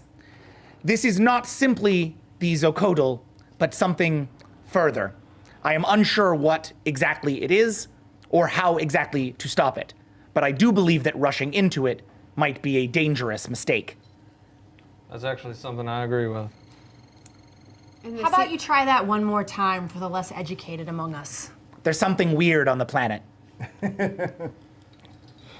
Unless we want to also be weird, we might want to take some precautions.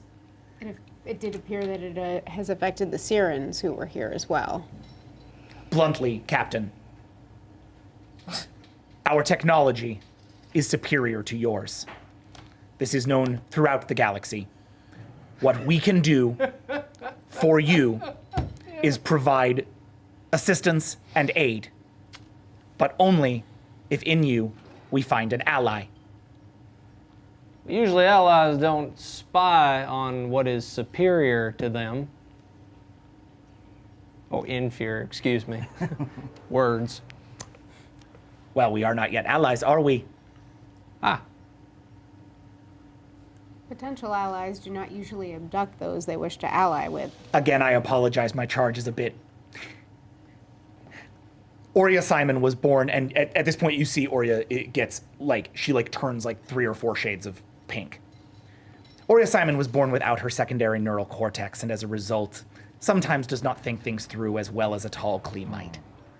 I love her deeply. I believe she is a very valuable member of our consensus, but she does sometimes make more rash decisions. As previously stated, I apologize. I think you will find that she is very useful in capacities other than those of diplomacy. And Oria looks at her with kind of side eye, this is really not. I'm not psyched. This is how you're characterizing me. Yeah, water under the bridge, but on my ship, when my people go rogue, it's usually on me. Let's have this conversation. I would very much appreciate your help. I hope we can be allies, and it sounds like some people down there might need some intervention. Why, yes, indeed. Please. And she snaps her fingers, and all of you are all of a sudden in a completely different room. It doesn't take even the time of your transporters. It happens in a flash. You are now in a... okay, that is weird. You are now in a well-lit room with a desk, a few chairs for you to sit in. Each of them has been assembled to your biological specifications. So for Nidar, it's literally there's like a plug-in insert for you to sit. She has a few books here and there, like old school bound books, as well as digital readouts and holographic readouts. There's centuries of different kinds of technology around. It's kind of like a an old ship's library. Yeah, I don't sit. I stand behind Lucy with my hand on my sword. Nice. Against the wall, you would also see a well-lit galaxy map with 4 spots marked. Is Oria Simon in here? No. Okay. And do we recognize the areas of the map that are highlighted? You want to roll a perception check? Or rather, an academics check for that? Sure. I'll go up to the map too. Okay. So for you, roll a concordance check. Okay. For you, Bard, please roll an academics check. That's 23. Can I borrow some dice? Actually, I want to roll 2 because I have the listen that boosts my academic. Yeah, nice. Everybody look at the map. Are we all looking at the map? Let's get I am not very smart, so I'm just gonna sit here. I'm just standing like by in in space. case I anyone got needs any it. help. I don't actually have a roll for this though. That was a nice roll. The reading map roll. Yeah, I just have ancestral memory gives you encyclopedic knowledge of the galaxy, but it doesn't really specify I got an 8, how Jack. that works for a roll. What was that? 8. Sorry, say it one more time. My listen gives me ancestral memory, or ancestral memory gives you encyclopedic knowledge of the galaxy, but it doesn't specify how that works for rolling. That's encyclopedic knowledge of like your area of the galaxy. Okay. The galaxy of it all might be from back when that was a thing for Elarians I and still Star get a Trek. bonus for academic rolls, so I Yes. still would like to roll for it. Sure. I need I don't have an Go for it. academic. Though honestly, Bard, depending on how Bard rolls, because Bard's rolling huge on academics, you might not need. I want to try that, but I need an academic macro. I don't have that. Okay, I got you. All right, I got 1, 2, that's a 6. That's a 6. 1, 2, 3, 4, 5, 6, 7, 8, 9, 10, 11, 12. So yeah, I can tell you right off, you aren't gonna need this. But if you want it, I'll build you Yeah, a macro. just- or at least How much does listen plus your academics? +6. Plus 6? My academics itself is a -3. So Yeah. 6. Your academic check is a 6. okay. Okay. I'm not gonna. So, Bard, what'd you roll? 12. Okay. I think. That's what I just said. So there are 4 points on those maps.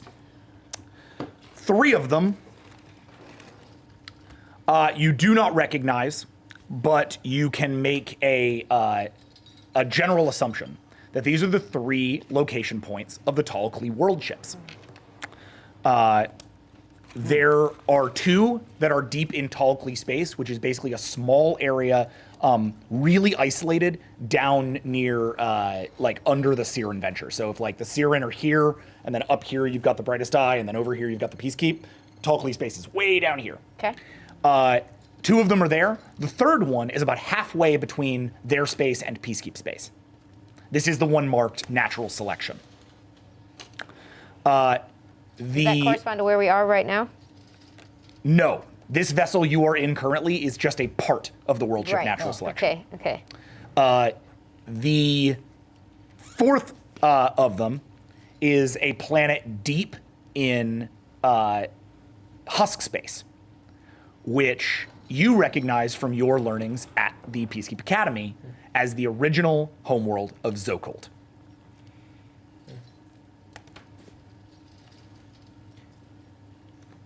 Jack, I rolled an 8. Would that boost her at all? It doesn't need to. Okay, great. You have pretty much everything that you would need off of that. Okay, great. Also, the Concordance, mostly you just taught the Concordance this stuff rather than the other way around. The Concordance knows very little to nothing about the Talclee.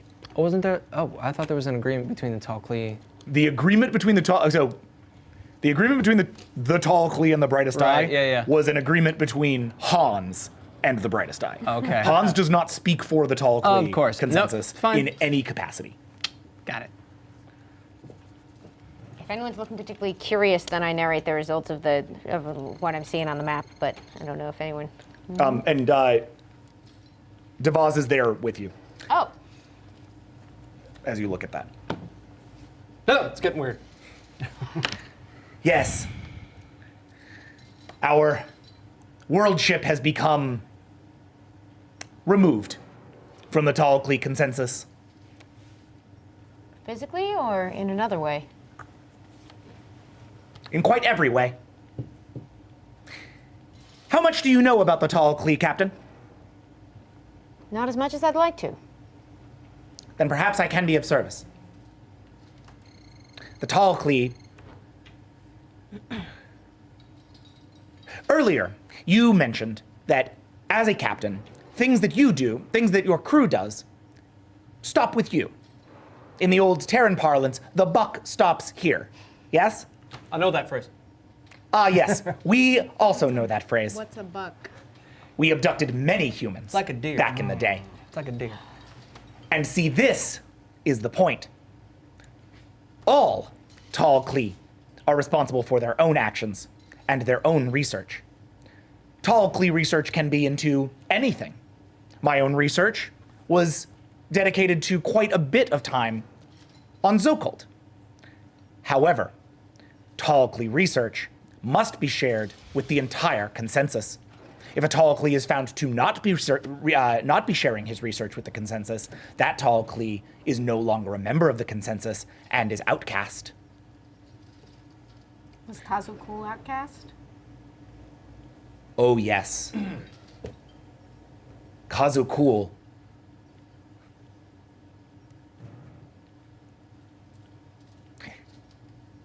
In our language is not a name.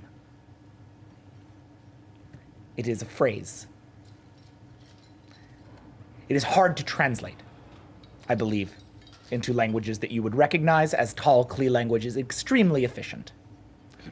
However, Kazukul most fully translates to better than you. He made it quite clear early in his career that he was no longer interested in consensus, that his research was for the betterment of himself and not the betterment of us. However, I must say, in some ways, the being you refer to as Kazukul was quite correct. The Tall Klee consensus is a brutal thing. It has no sense of what is right or wrong, only what is knowable and unknowable. And where do you stand? I stand with you, Captain Bard. Stories of your heroism have reached even so far as our planets, our world ships. You stood against the slate, uniting many species together. You now stand for the Peacekeep, protecting their worlds as you would protect the world down there. So put, again, quite bluntly, and not to waste your time, we seek that same protection. The Tall Klee World Ship Natural Selection would like to formally petition for membership in the Peacekeep. Lie detect. Sure. Can I? Do I understand any of this or not? Yeah, I'm yeah, not this is sure all about in the English. translation. Okay. Yeah. We all understand. She is speaking in English for the use of all, Okay. or Paka Basic, for the use of all of you. This will take a minute. I find this all And actually, very does suspect. do visor contacts go in for lie detection when it's someone right in front of you? Yeah. Okay. Though that's really only if the contacts like know the biology, but I'll let it go. Go for it. Oh, jeez. Captain, a quick word. Certainly. Look, I don't know how things work in, diplomacy with you and all that, but Tall Klee for certain do not ask for help. So I just want you to be aware this is very strange. 14. Appreciate you keeping an eye open, but Tall Klee doing something they don't do means we're already in uncharted territory. We're already in uncharted territory, and I'm just saying be very careful. You reach into her mind with your listen, like you're sort of listening for that lie detection, and all you get is a sincere desire to start anew. And it's not just from her, it's from many, many voices behind her, like a choir. It's similar to what you always heard described as in the Brightest Eye Concordance. They all agree they want a new start. I'm delighted to hear it, frankly. There's an awful lot of space between absolute consensus and better than you. And if that's where you're headed, that's kind of where we live. We agree. We have done quite a lot of analysis. I think it would be fair to say that we know you better than you know yourself. We are quite excited to join your Peacekeep and to share our knowledge with you, but also to no longer be expected to follow knowledge wherever it leads, even there where it might destroy or hurt another species. To be clear, does this agreement involve only this ship? It involves my world ship, one of three, a full third of the extant Tall Klee population. So this one right here? This is but... I'm pointing to the map. Oh. I'm pointing to yes. the dot on the map that yeah. Yes. The natural selection is currently holding outside of Peacekeep borders as we did not want to be seen as a incursion. Once we have applied directly for membership, or once you have relayed our request, or perhaps even accepted our request, we will happily come here and find ourselves a place. We ask only one thing. We would very much like a planet. Do you speak for all of the ships or just for yours? I speak for every member of the Tall Klee Worldship Natural Selection. All of our decisions are made from full consensus, a full democratic vote. All of those who did not agree with the consensus of our worldship have relocated to other worldships where they might find a consensus on this matter. Why do you feel this way and the rest of you don't?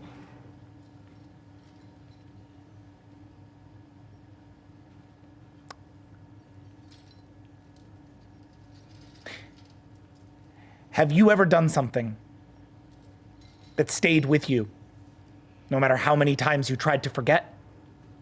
Who hasn't? Most Tall Klee. We live our lives without guilt. We live our lives without morals. It is easier, smarter, some would say better, that way. We disagree. I still have nightmares. Tall Klee do not have nightmares. I would like to start dreaming again. So too does my worldship. I don't run the Peacekeep, but I think we'll be mighty happy to have you. I find it hard to trust those whose motivations are unclear. That sounded pretty clear to me. I knew a Tall Klee who felt very much like they did about not performing science without considering those it would hurt. What is this turning point that they're talking about? That I don't know, but I know I that feel like that's a significant question. perhaps If you don't know but someone's motivation, I don't see how you ally with them. Going in blind. I can tell you that she isn't lying to us. I'm not concerned about whether they're lying or not. I'm concerned about their intention and the reasoning behind the decision that they're making. That, to me, is of paramount importance I for the agree safety of completely. us and this entire ship. I agree completely. She's not wrong. Captain, I told you, as much as they're saying they want to help, let's be honest, this is a little odd. 1/3, not the whole part. Look, I'm not trying to waste time here because I know we have places to go, people to save or things to save, but heads up, this is odd. They might sincerely want to help and be a part of it, but why now? They got nightmares. What gave them that nightmare? Lucy, I'm not telling you not to accept their alliance. I'm merely sitting here as much of an outsider as you can possibly get, wondering what the motivation here is. This is good example of what it's going to be like in the Peacekeep. We do argue a lot. So do we. We simply do it among our own kind and not in public view. You see a little bit of a smile across the face. It is actually quite refreshing to witness it in other beings. Doctor, I have a question for you. Noble, defender, ambassador of the brightest eye. May the eye shine bright. The eye shines bright. The eye shines bright. Yes. Correct. I am sad to say we do not have a great deal of information on the brightest eye. Our one consensus member who went to your land has not shared information with us since. He hasn't. Oh. You must be describing Hans. Hanserald Nirun, yes. That's correct, He yes. made this. Impressive. It's very nice. Yes. For the work of a child. Well, I think Hans would have made you proud on many occasions. I have a question for you in terms of what the situation is. Why now come to the Peacekeep? Why not seek out other civilizations like the Brightest Eye, like the Siren? Why this, Lucy Bard? specifically?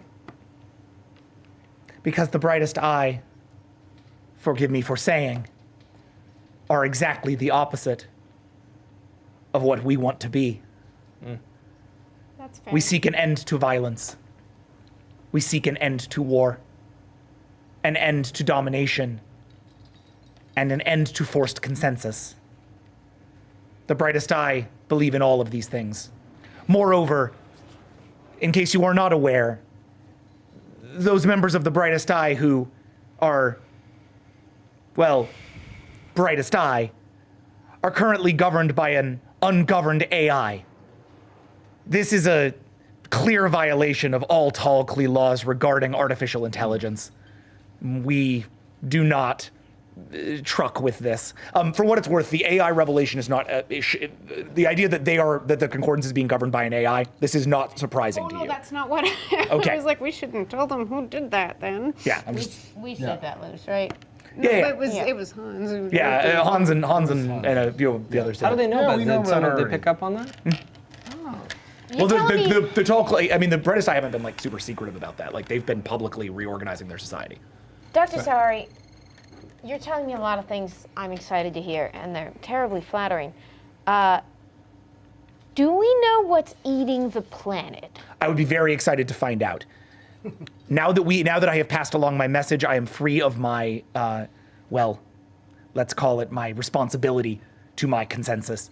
I will now provide easily a series of containment suits, which will be able to filter out any possible contamination, and perhaps we should head to the planet to decide and understand what is going on there. Contamination? We believe there is something in the planet right now. The air and the plant and biological life seems to be acting erratically. However, without actual boots on the ground, as you might put it, we are unable to assess the extent of the damage. Tall Klee, normal procedure would be to send this ship into orbit, abduct as many samples as possible, and dissect them to the fullest extent. However, we no longer do things like that. Shame. I would very much like to understand how you do things. This is why they're sending us down. Will you be coming with us? Yes, I will come with you, That is as lovely. promised. That's very nice to hear. Very reassuring. Kayla, I'm not saying we have to trust her, but I think she can get us down to the planet. Yeah. I'm not the captain here. Well, feel free to tell me I told you so later. Oh, don't worry. Let's get some suits. Let's do it. Did I have a communicator, by the way? What's up? Did I have a communicator? Sure. Okay. Can I, as everyone's getting ready and putting their You guys head into a little bay where there are, robotic suits ready for you. Unlike the sort of clunky containment suits that occasionally have to be worn in the Peacekeep, or just like the armor with the little bubble, these things are like very transparent. Like when they're on, you don't see them. They just kind of sit over you like an air filter. Is there any added defense to them armor-wise? No. And does it interfere with like gun arm or Then- anything? No, it should not interfere with any of your weapon systems. These are before- very smart suits. Before we leave, I need to ask if you have Peacekeep armor I can borrow, or I can have, because I... Yes? Oh yeah, for sure. You have uniforms. Okay, I would like to armor up with Peacekeep style, please. All right, Kayla Torres getting a Peacekeep uniform. Peacekeep Woo style. woo. Whoa, whoa. I didn't say uniform, I said armor. The armor is a uniform is armor. Yeah. Not happy about it, I know. You can wear like a jacket over it or something. That's how Noble dealt with it there at the beginning. That's right. Still do. All right, what's Hold on, I'm getting it for you. So the normal uniform has an armor value of 2. With the armor, it pops you up to 6. My armor's already 6, isn't it? No, your armor was. You had street clothes and a security uniform, both of which had a 1 or a 2. This is a 6. Is it your skin that has a 6? Yeah, your Kevlar skin's a 4, which is an armor soak. But now you have a 6 on top of that when you're armored. So you so have a it's a 10 10. armor going on. Copy that. So as we're in the locker room, I just call the engineer real quick. Okay. Okay. Hey, engineer, you there? My name is Zokult Malcor. Zokult Mal! Hey, look, Mal, let me ask you something. Look, I'm gonna be honest with you, and I'm not gonna tell anybody, but I don't think what's happening down on your planet Sharon is normal. Am I correct in assuming that? There is something happening on my planet? Oh, you didn't get the update. Okay, well, let's just say yes and yes. Look, we're going down there to investigate, and it doesn't seem like things are going well, and it seems like there's something in the air, and there's no responding. Nobody's responding to anything down there. Now, I'm gonna ask you, because you seem to be an expert, because you are a Zocodal, what could possibly be happening down there that contaminates air? I don't know. Do you do anything as Zocodal to contaminate air? Not beyond our spore release. This is a natural process. Spore release? Yes, we are a spore-based life form. We naturally, this is how we consume and project. Consume? You consume? Can we all hear this? I mean, you know, The you can hear consume his part side you of hear, it. yeah. Oh, we're hearing this? You can hear that side of consume. it. Consume? What do you mean you consume? Who's he talking to? Are you all right, What? Noble? Stop wasting time. Oh, so What are you sorry, doing? so sorry. What? Tell me what do you mean consume? Just putting the helmet on. Do you need assistance with your helmet? No, I got it. Is it Just consuming your face? Zocodal are spore-based life forms. I don't have time. Excuse me. I don't really have time to explain to you my biology. I suggest that you check up on the Peacekeep Okay. records. Did I hear you say who you were talking to? Does she? Well, it hangs up. You can. Okay. Consume. Going to a place that consumes people. Noble, what was that? What? Consuming. It's a new word I just learned. Consume. Consume. It's an old, a speech. Consume spores. So, the. You're a terrible liar. Shut up, Kayla. I'm not even lie detecting. I know you're lying. So Dr. DeVos Malcor, steps. was Noble just talking to you? Captain, yes, yeah, he What the fuck? he alerted me to the situation on the planet. I'm currently doing my best to analyze the situation. Yes, I'm sorry about that. If there's anything that you learn that can help us, let us know. We're gonna do everything we can down there. I very much appreciate it. Thank you. For what it's worth, I never much liked Sharon. There's a reason I left. But please save my people. We'll do our best. My world's not so great either. He's the complete opposite of Taka. She's like, fuck the people, save the planet. All right. So, the silver flying saucer that you're on releases a smaller saucer that you guys are on. That saucer heads down into into Sharon's atmosphere and a blanket of cold gray clouds. You touch down at the edge of a forest, where a winding path at the end of the forest leads to mycelium, which is large in the distance. It looks doesn't look like a city, right, so much as it looks like a giant series of fungal growths, almost like mountains from a distance. Now that we're like right by the forest, I just want to try listening again to see if I get a better sense of Go for it. anything. This is the home of the Peacekeep-built spaceport and landing area that you were supposed to land at Mycelium, or at least where it should be. Most of it seems to have just vanished. Define vanished. Like it's no longer there. Like Are there remnants of it, or is it no. just like No remnants. non-existent? Yeah, like Is there it's ground over the level of where it was, or is it just as if the thing stopped existing and the ground is where it used to be? the ground is where it used to be. It's as if the thing stopped existing. Oh.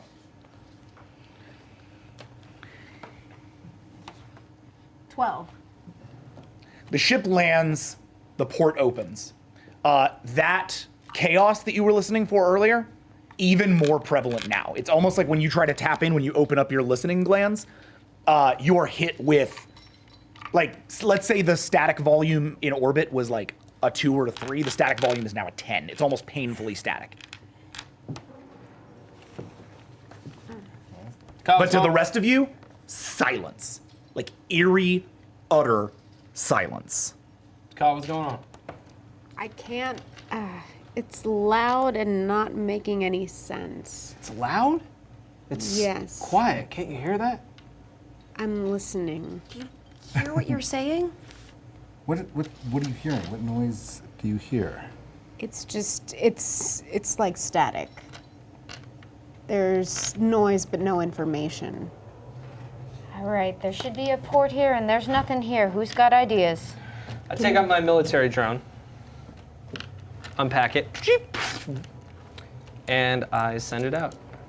Okay. Oh, Get a scan. he has a drone. Are you reading any life forms, Nidar? Well, I was wondering, did the Talkly do we have any of their equipment with us or anything that we could use? Did they give us any?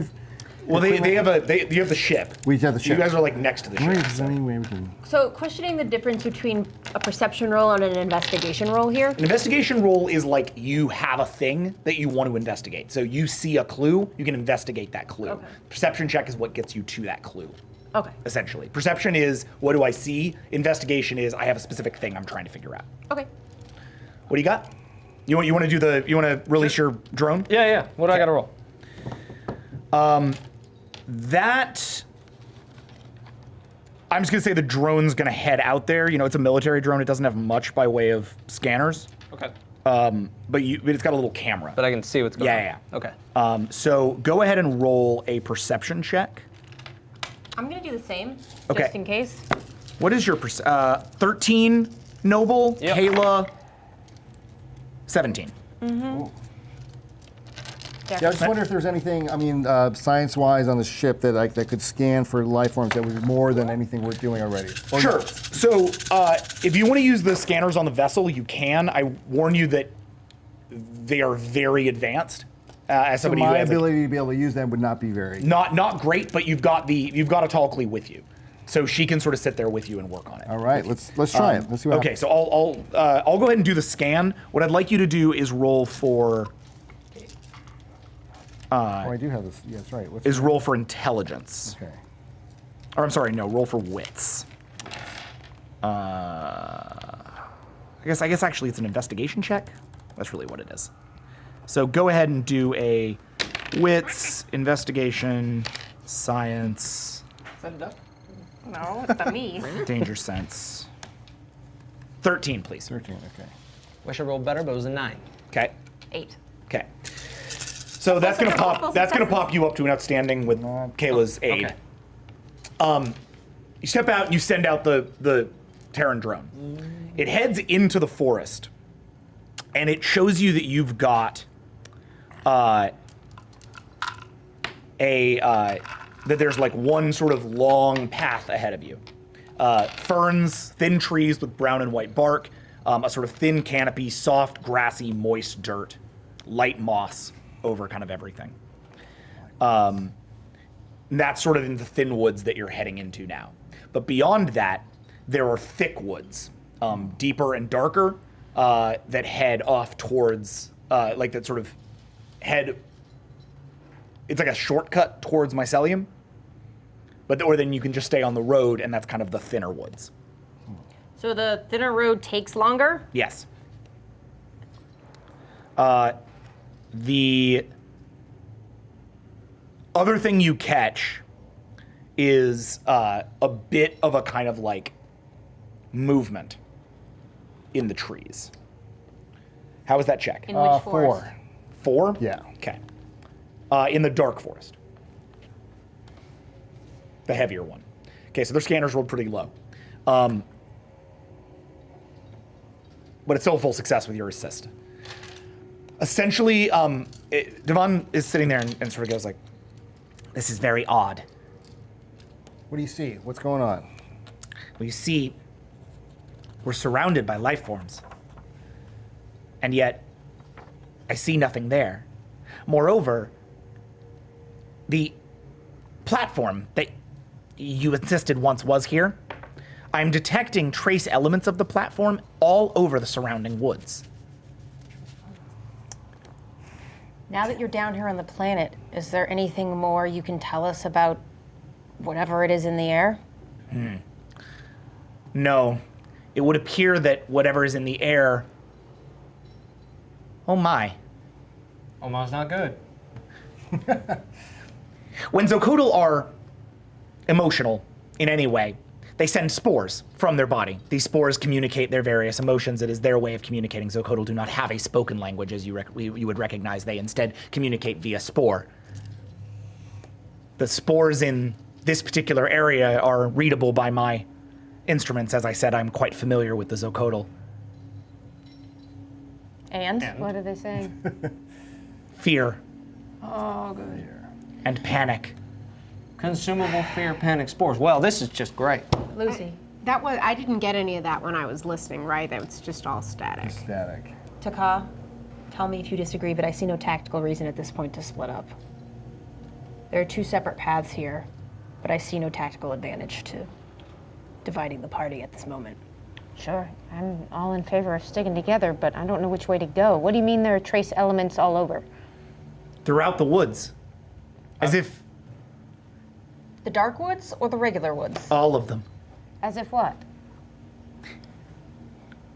Captain, it is entirely possible that the Zocodal have consumed this platform. I fly higher, Okay? and I see I go sky high to see if I can get a full layout of everything. I mean, you see the woods, the path, That's it. the mycelium. Like, what are you was looking moving? for? Can I see what was moving? No. The higher you get, the less distinct it is. I say Captain, we it just sounds keep like pressing forward. We should just move forward. But it does sound like what was here has somehow evaporated and is now in the air. Or been consumed by. I don't see any more answers being found here, and staying here just seems a waste of time. Right, got a recommendation on that road? To be honest, the way I see it, Was she asking you? wasn't she asking everybody? And I I'm the one didn't with the think drone that so. can see the road? What have we learned? We learned there are two roads. There's a shortcut that goes deep in the woods, gets us closer to mycelium, but then we got another road. It's thinner. And to be honest, I think that might be the safest way to go. Kayla? I agree. Let's go. Okay. So which way are you heading? I'm sorry? Skinny road. The regular one. Skinny Road. Skinny road. Okay. So you each head down the Skinny Road.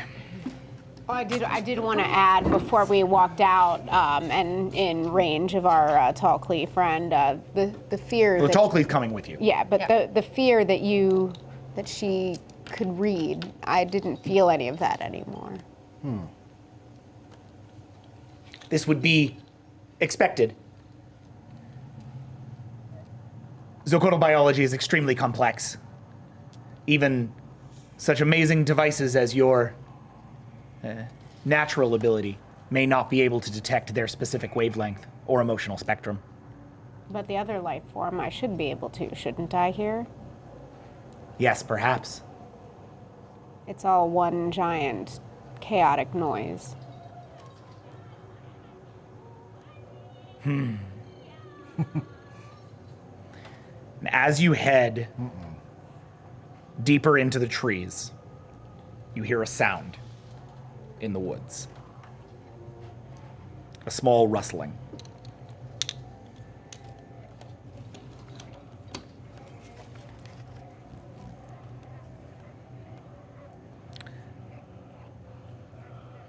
As you go deeper,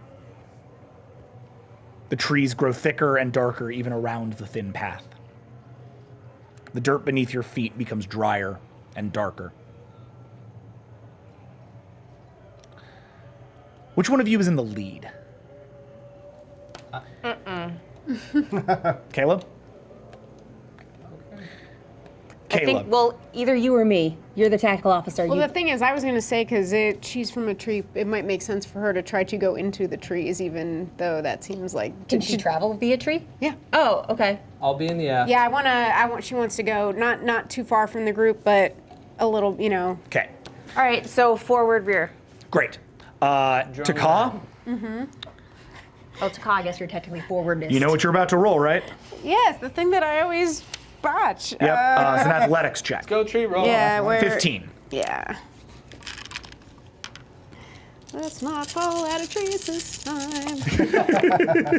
Maybe the Trees song will are your help. friend. With Sondheim, it's amazing. Trees are your friend. Well, Sometimes. Not terrible. 5. It's all right. That's okay. It's not a failure. Not terrible. Before it was like negative. Oh, okay. To Cobb, you scale up the trees, and your arms and legs are hitting branches, and it feels okay, and you're getting up there, and you're starting to kind of, there's a little bit of you that's like, oh man, I remember how to do this. This is cool. This is actually like, maybe I won't fall out this time. And then Maybe I won't be on fire this time. when all of a sudden one of your limbs reaches up and grabs something that is like squishy and kind of gross. And when you like sort of go, when you do that, you hear a sort of moaning from about a foot away from you. Going to look and see what's, and maybe pause and see. You turn your head to see you've seen Zocodal before, but something has gone terribly wrong. These are sickly, yellow, bloated, and its face is right up next to yours. A huge, black, curving, stalk-like thing shooting up out of its head. Very unlike any Zocodal you've ever seen. It roars at you. And lunges for you, pushing you out of the tree. She lands. Can I catch her? Sure, if you like. I want to land. I want to just not fall on my face. Okay, then roll an athletics check. Okay, the same one. Yeah. Then roll yeah, that if yeah, you want to catch her. If I botch, then you can. I want to not fall on my want you to make face for this. once. Yeah. 1, 2, 3, 4, 5, 6. 6. Ooh. Not bad. That's not bad. I'm good with that. You push off, but you sort of backflip and land right next to Kayla. Ooh, backflips. Yeah, sort of end in like an Iron Man landing, right? Yeah. 3-point landing. 3-point landing. Except it's like with all the limbs, it's like a 6-point It's landing. 6-point landing. Doctor. What happened? I just point up at the thing. And you point up, and you can see from both sides of you, out of the tree line, like a horde of Zocodal, but with, again, these crazy black stalks coming out of their face, or out of their heads, and like bloated kind of yellow bodies, all kind of coming out of the trees. And Kayla, you can see down the road a few of them running towards you. Oh, here we go. Prepare yourselves. Oh yeah. Drone's gonna roll for initiative and shoot from above. Oh, this is very bad, says Dr. DeVos. Really? As we go to break. So we are going to go to break. We're going to come back and encounter some Zocodal zombies here on Vast. Hey, we're back. Welcome back to Vast. We're going to jump right into it because I don't like wasting your time or theirs. I love wasting my own, but too bad. All right, we are, where we left off is you guys are on a Zocodal planet. You're on the Zocodal homeworld of Sharon. You have been, you've teamed up with a Talikli rogue ship that wants to, world ship rather, that wants to join your peacekeep. But, unfortunately, the two of you have discovered, Mr. Churchill, the two of you have discovered a horrifying situation on the planet Sharon that happens to coincide with the Talikli arriving here. I know, right? They are all zombies. Wow. As they pour out of the woods and the roads, we come back to Vast. You are now in combat with Zocodal zombies. Holy hell! And I'm not going to give you a number because there are so many of them. What? Does this say roll How initiative? how quickly are they moving? The ones in front of you, like on the road, are moving pretty quickly. They'll be here in a turn, but they're I not mean, going to like, be are here in they the zombie initial. speed or are they like serious, like Which hauling zombie? ass? Right. Are we talking like 28 Days Later zombies, or are we talking like old Romero Shaun of zombies? the Dead zombies. So far, the ones that you can see coming at you are moving at more of a Romero pace. They're not like running. I don't know what that means. They're moving at a Shambly. gait. They're They're shambly, shambly not- zombies. dashy. Okay. All right. Dr. DeVos, can you talk to these Romero, people? I have never seen anything quite like this. I do not know what I am looking I'm at. firing. My immediate suggestion: keep moving forward, just hacking as you go. Yeah. Should we all roll initiative? I'd like your initiatives, please, because you are now in combat with the zombies. All right, so I'm going to Tsukikage and add my weaponry to my initiative roll. Sounds good. Does the drone get its own initiative? We never had to ask this. The drone, no. You control the drone. So if you are using the drone, then it's your initiative check. You get what I'm saying? Got it. Okay, great. It's not a character. No, good to know. It's a weapon. Also, for the record, weapon is still sheathed. Yes, I always assume sheathed unless you unsheath it.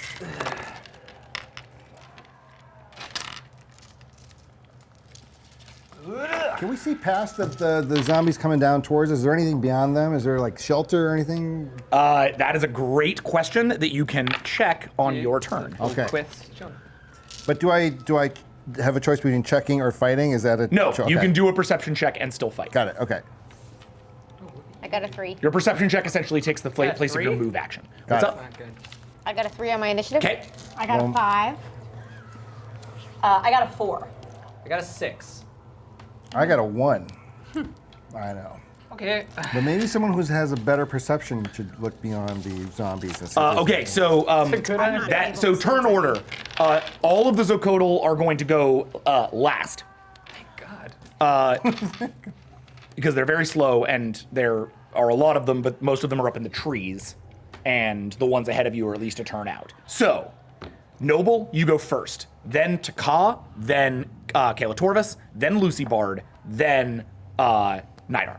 All right. So, Noble, what do you do? Nidar, can you mind control any of these guys? I'll try on my turn. Yeah. Okay. Oh, You have a you have a turn. What I do is a perception check count as a turn? What was that? I want to use my camera very quickly without rolling attack, just to see if there's any shelter or anything ahead of us. Sure, you want to use a perception check. Yes, perception check. Okay. Hopefully that doesn't count as an action. That's a passive action. Well, okay, so I want to be clear with you, right? When I talk about Nidar doing that as a passive action, that's because he's a brain in a jar. You are looking at a pad. You have an iPad, essentially, that's Boy, showing dude. you, yeah, dude, you have a military drone, right? Right. You sent the military drone up. How do you think you're seeing what the military drone sees? To be honest, I thought I just wired it in my concordance. I No, could see it's it. old Terran tech. It's not going to wire into your concordance. Oh, okay. So you're going to be looking at a pad. That means you're not using your weapon. That means you're like that's your weapon Fight and you're using it. first. Do you get what I'm saying? Yeah, I got that. Okay, great. No. Then I'm gonna shoot. Okay, you're going to shoot. Yeah. All right, so you're pulling your burn cannon, or you're pulling. What are you pulling? What do No, you? no, have? I'm using the drone to shoot. Got it. Using the drone to shoot. Yeah, absolutely. Okay, got it. So you're bringing the drone like back down. Don't need to. It's high enough. You just tilt it. It shoots down. I understand. Okay, what are you trying to shoot? The guys that are coming closest to us. Got it. Okay, sounds good. So this is a helm check. Yeah. Can we just, since I established that, we're continuing to move forward. Like Absolutely. we're not just standing there. No problem with that. Okay. Damn. Gonna borrow one dice, thanks. Oh yeah. Okay. You're welcome. Thank you. What are the mechanics You're of whether I very can well. tell what Noble is doing and have time to respond? Sorry, meaning. If I'm meaning aware you're that trying to Noble cut is him off taking before he does a preemptive thing? lethal action, You can see that he is, pulling the thing out and doing something. If you want to try to talk to him about it. Noble, what you doing? Protecting us from things that are coming towards us. Do we know if these are sick Well, people? seems like they are, and they want to hurt us. So you tell me. Do you really want to stand around and wait to see if they attack us or shake No our one's hands? saying stand around and wait, but Too we haven't late, been attacked boom. yet, and we don't know what's going on with them. Okay, so you want to just fire? You just want to keep running? I'd like to know what's going on. Doesn't seem wise to stand here and 17. wait for them to No surround one is us. saying stand here. Okay. Well, if you want to So clear. as everybody starts to argue, Noble, you set a position for this thing ahead of you guys on the road and fire the drone's weapons. The drone fires 2 large-scale Terran rockets, both of which fire down, lighting the area up ahead of you like napalm. Yes. Ahead of you, some, that whole area of Zocodal that were coming your way are incinerated. by this explosion, leaving a sort of charred area ahead of you that you can run through. Move! Do not stop. As this happens, by the way, so you guys continue to run. Actually, hold on. I need to roll. I forgot to roll initiative for Davin. 2. Okay. Rambo. Okay, so Davin's gonna go right before you, just FYI. Okay, Taka, you're up. We are running. I'm doing claw hand. And if there's anything in reach, I will strike it, but I'm going to be more perception listening to see now that there are like actual beings in sight to see if I can, if I can focus down specifically on them. Sure, Like, go ahead and do a listen. perception listen check first. We obliterated everything in front of us. The ones they're ahead still of in you, the yes. trees. But there's stuff in the trees coming down. So they're towards you. coming behind us as we keep running. Well, yes, but they're also in the trees ahead of you. Like, imagine Oh, I the see. thing is lined with things, Okay. so you've still got sort of side problems, basically. Copy Side that. problems.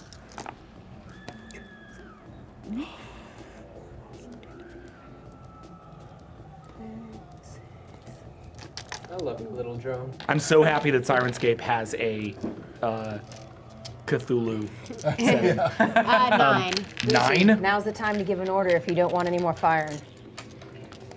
Dr. DeVos, can your people take us out of here? Huh. If we want to go back to the shuttle, we should do it now. Yeah. 6 to beam up. We can attempt it. The problem obviously being there's like such a weird like spore concentration in the air. You might take some of that with you, but you can try it. Talkley will don't ship want to because he infest enters the that ship. stuff. Surely the Talkley have a clean room. Yeah, we do. All right. Setting beam coordinates now. How did the roll go? Give me 1 second. Okay, sorry. Setting beam coordinates now. This will take just a moment, and they're starting to set the thing. But we need to get through a round, and then you guys will be up. What do you want? What did I say it was? 8, 9? I didn't hear you. I didn't have a number. I said the number. Was it an 8 or a 9? There's It- literally no distinction. It was one of those two, yeah. Okay, cool. So you listen now to the ones that are coming out of the trees. One of them like leaps down at you. Will kind of slow down time for a second. Leaps down at you, and you can hear in its mind a sort of like constant refrain. Help, help, help, help, help. It jumps down towards you, like teeth bared. What do you do? I'm going to leap back out of the way rather than striking it if I can. Cool, dodge check. This is your defense plus 10. Yeah. Okay. And since it's not really their turn, it won't attack you this round anyway. I'm just. That's a whole bunch of 6s. 6. No. 8. Yeah, you beat the check. So yeah, you do so, and it kind of tumbles off into the woods, kind of out of control of itself, absorbing parts of the ground as it goes. They're crying for help. I had a feeling they might be. Can you take us out of here? That is the plan. I'm working on it. Meanwhile, you guys keep having to move forward. Kayla, Yes. what's your turn? I mean, I'm on the defensive. So if something's coming after one of us, I'll defend, but otherwise I'm not you're doing just- anything. Okay, so you guys are you guys continuing to go down, or are you just trying to like huddle up and wait for the transporter? I mean, is it more helpful to stay still? That's a hard. I can give you a tactical check for that. Tactical analysis for 18. If it comes down.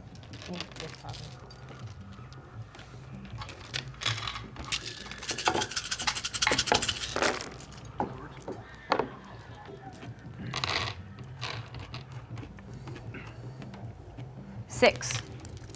Okay.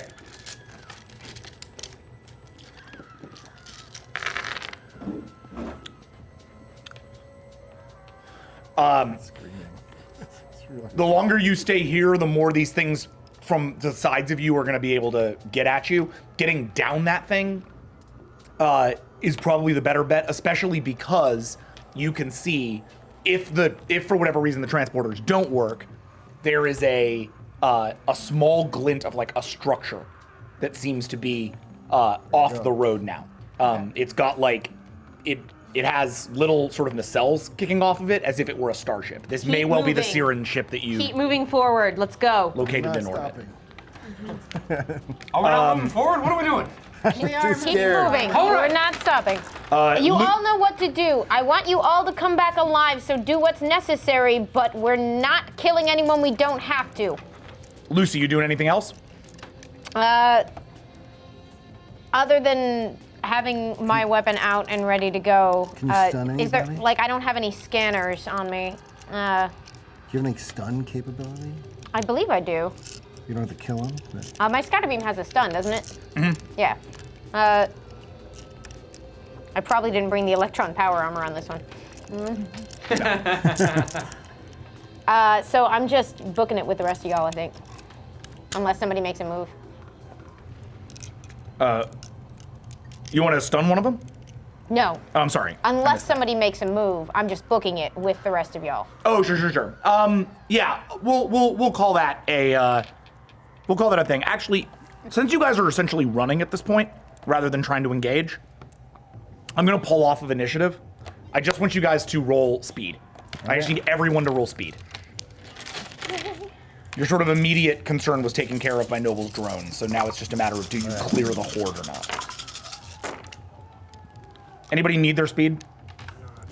I see mine. We can't, Jack. I've never asked this. Can we add willpower to speed? I've never. You got willpower to anything, I would like to. except add- for bridge merit check. I'll act to 1 willpower to speed. Okay. All right. I've seen The Walking Dead. All right, that's a 7 for me. Wow. Noble probably has seen The Walking Dead. What was that? Oh my God! he probably 7 has. for me. 7? 7. 6. Okay. 4. Okay. 3. Okay.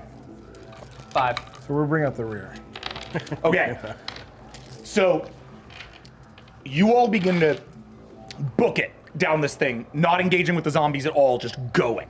But as you do, Nidar, because you're not really built for speed, you start to fall behind. Lucy, you grab onto Nidar to like try to help him go. It's a but that's blanket thing. I don't go any faster than she does. totally feel you. So- that, which then of course slows you down. That slows Kayla down, which means that all of a sudden you guys are being, and like Davin's not exactly like athletic. So now you are all essentially being threatened by immediate zombies. Nida, can you reach these people?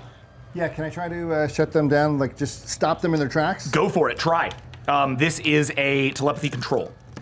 Take control. Okay. Nice shot, right.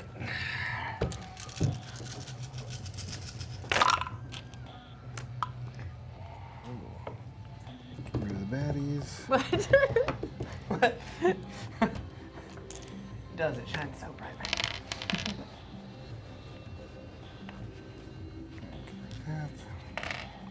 It's gonna roll like a 16 and it's gonna be like, nope, nothing. Doesn't look like. Well. 1, 2, 3, 4, 5, 6, 7, 8, 10. Yes. Okay. That Xavier. So you send out like telepathic shockwave. This hits the whole area around you, and each of the Zocodal around you for a moment all kind of like hold their heads, and their stalks, the like black stalks, kind of freak out. And they all seem to be in a kind of like kind of a panic, right? They're like discordant. They don't really know what they're doing, and they're all just kind of stuck there for a second. So they were all just getting around you, and now they're freaking out. Davin looks down at her hand, and she goes, "We can attempt to beam, but it's I must admit, I'm very concerned for this place. I hope we can help." Can you analyze the sample if we beam back now? "We can attempt." And she walks up to one of them, the like busted one, and like uses a taser on it, essentially like a little handheld taser that she has, and it goes limp. And she grabs one of them. Oh no. "Prepare to engage." And with that, the transporter hits all of you, and you suddenly find yourselves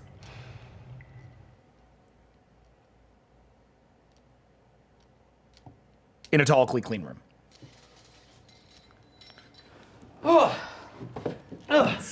White all around you, sort of like completely contained. It's like a giant white room.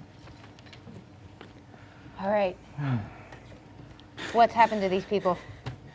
One was screaming for help even while it was attacking me.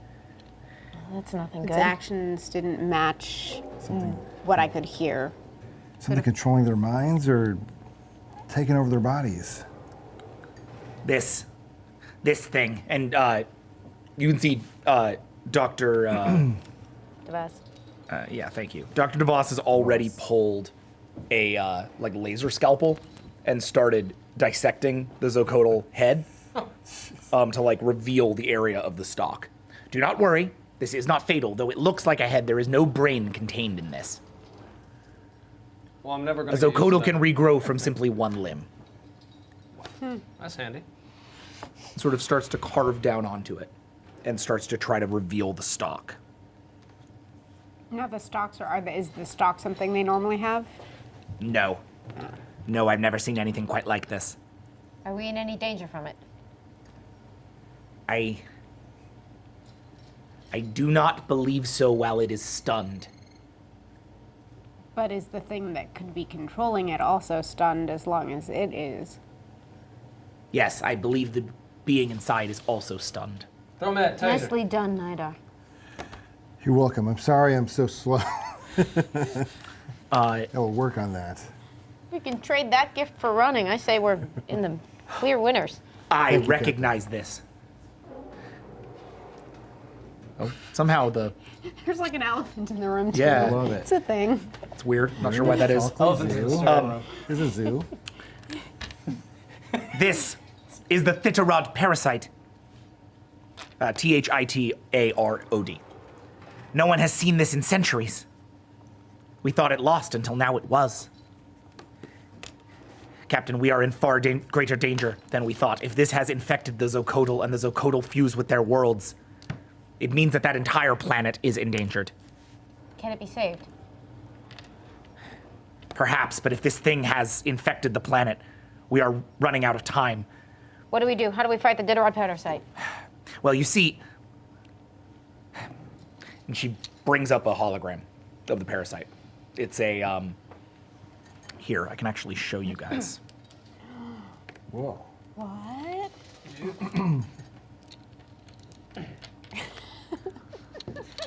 Doctor. I feel like It's a every time- kind of, see if I can show this on the stream. No kidding.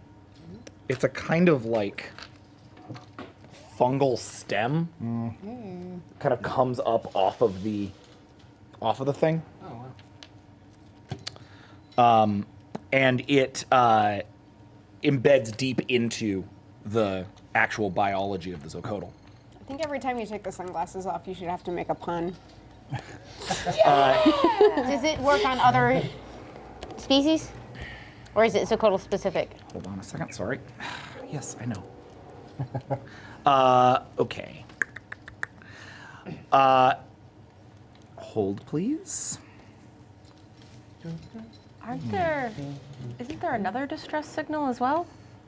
There was It the was There on were the Sirens. two, planet, though? yeah. The Syrian ship in the capital? It could be that the Sirens were attacked by these controlled Zocodal. Well, you see, I think perhaps it would be best if I simply ran something of a autopsy. Autopsy?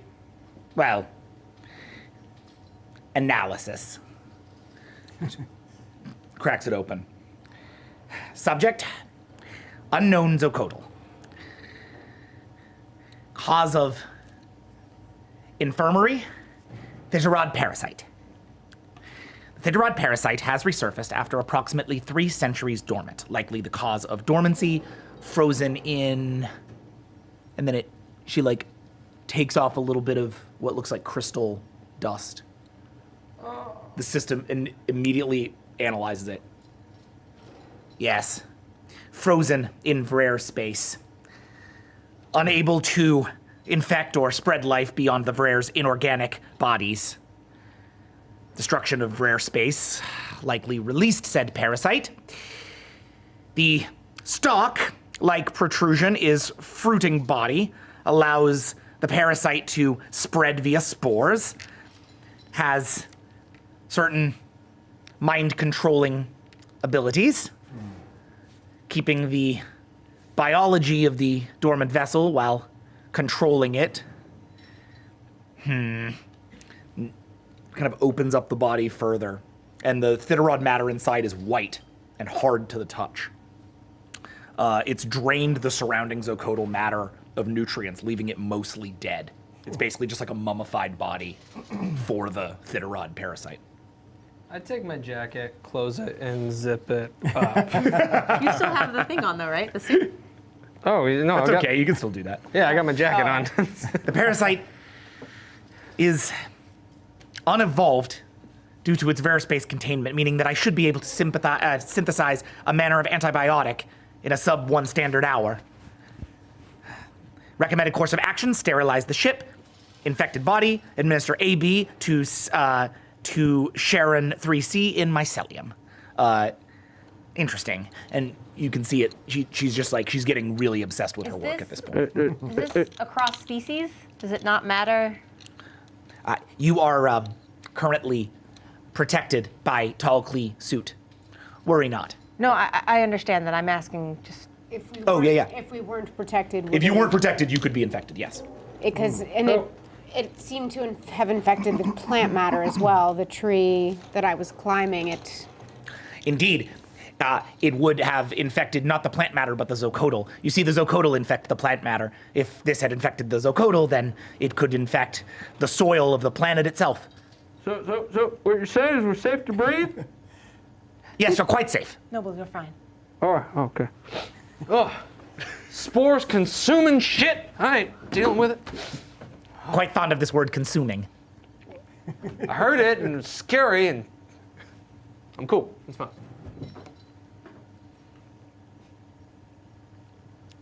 Anything we can do to help? Well, whatever we do, we cannot do it from here. An antibiotic must be synthesized, which I am already about halfway through the process of doing. And once that is done, it will need to be put directly into the cluster core of mycelium. You see, this is where all of the zoochodal themselves go to heal. If, presumably, because the zoochodal grow out of a fungal colony cluster and retreat to it when necessary for simple medical needs, however this got here, it must have infected the colony there. The zoochodal went to the colony. There they appropriated the parasite and then spread it amongst the planet. If we can, however, this would not necessarily change their need to return to the colony cluster. If we could create an antibiotic that we could implement in the colony cluster, perhaps then we would be able to cure the planet. How do you guarantee they'll all return to it to get the cure? We will not. However, the colony cluster has deep roots into the woods and soil of the planet. So once we introduce it in one spot, it should be able to, from there at least, be able to infect beyond. I still don't like it that we don't know exactly what the other distress call is about. Well, Well, we have a making an location of that assumption Siren that vessel it's now. Unsafe. What? We have a location of that Siren vessel now. I believe that you spotted it while on the planet. Yes. We could perhaps If you want to do Beam- a survey of the other site, we can. I just think it's an unsafe assumption to make that they are suffering as a result of the first problem we came across. If you want to make a survey of that site, we can. I think you should. How long will it take for your antidote to be ready? roughly an hour. All right. I have time to check it out. How quickly can you get us back if we run into trouble down there? Well, as previously indicated, my transporters seem to be near instantaneous. Dr. DeVos, thank you. And you, Captain. Good luck on the planet. Should we have a tall Klee come and assist us in case any more scans are needed? Got anyone you can spare? Sure. I would rather I do it myself. I am the foremost expert on these things, but I am needed here to synthesize the antidote. I suppose I could send Oria with you. I'd like that. Excellent. Oria! And a little hologram appears next to her. Yes, Captain. Or yes, Doctor. Please proceed along the beam. Yes, Doctor. And you are all beamed back down to the planet, this time into the wreckage of the Siren vessel. Oh, wreckage. Did we know that? I just saw, I don't think we Yeah, I knew don't think much. we knew We it just was saw wrecked. the edge of something shiny. Yeah, hold on a second.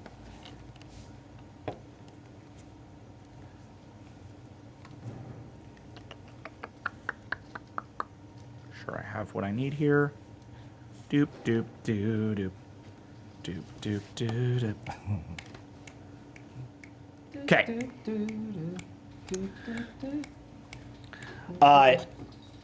You arrive inside of it, and the ship is at like this angle. It's crazy. You're down here and you're kind of looking up towards the bridge of the ship. Like crash land. Yeah, but not crash landed. The ship is actually in totally good health. What's happening is that the ship is currently being consumed by the ground beneath it. The planet, infected, is itself now trying to absorb and eat this vessel. So as you look down behind you, what you see are tendrils slowly moving up the ship. Are there life signs inside? There are no life signs in sight. So then what's sending the distress signal? Just The ship itself at the bridge. There was like an automated. It is an automated distress signal. Any bodies, or have they been consumed? You see, hold on. The hallway's slanted, flickering, sparking overhead lights are the only source of light. You can hear at the end of the hallway a low white noise behind a shut door. Otherwise, you see nothing else. Why would they infect the Zocodal and not the Siren? Maybe they did. Maybe they're gone. Maybe the Siren are still here. Well, there's no life signs. No life signs. If they've consumed them, it's all one life sign. But there's no life signs. Maybe they're out there in the woods. I mean, seems to confirm that it's part of the same situation. That was my only concern. I'm glad we checked. Is there anything else we can learn here? Can I do a perception check? Sure. I mean, the perception check has given you that door down the hallway. Beyond that, you're honestly in a hallway, flickering lights. There's a door down there from which the distress signal is coming. Okay. Is it worth checking out? There could be records of what they were doing here. Yeah, stand by to beam. Standing by. Ready to open this door? Oh, Wait, so we walk to the door? sure. So you get down to the door, and the door, the automated system that opens it is not opening. So to get into this door, you're gonna have to force it somehow. Okay. Does anyone have any hacking capabilities? I do. I can try and hack it. You can. I mean, the computer systems are pretty low level, but maybe you can get it back up and running. Roll for hacking for 16. Actually, you know what? This is a field engineering check, less a hacking check. Oh. Yeah, I only have a blacksmith check. I don't have a. Yeah, I can make you a field engineering check. I don't think that'll be very good, actually. Does anybody else have field engineering? I've got one in field engineering. Oh, okay. I don't think that'll be really helpful, actually. I have Oh, okay. large claws. Think you can brute force it? I look for a hanging pipe or a bar of some kind. Actually, I'm gonna see if the claws will cut through the door. Okay, nice. So let's try that first. Taka, Yes. roll for your claw attack. That's 17, please. Okay. Hey, just an idea. What if this door was shut on purpose? Then we're beaming out of here. All right. We know at least there are no life signs behind it, and we have protective suits. Should there be? Oh, holy crap. Don't always trust science.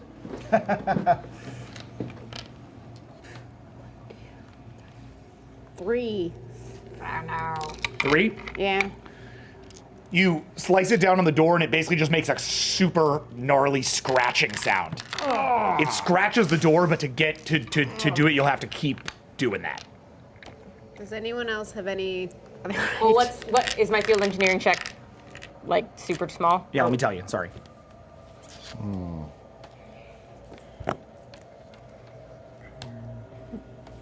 It's a 9. So you have a chance of success. Not too bad. Honestly, you have a better chance just literally taking your 2 arms and opening it. Oh, well, let's do that Do then. that. Is that just like a brute strength thing? Then Yep.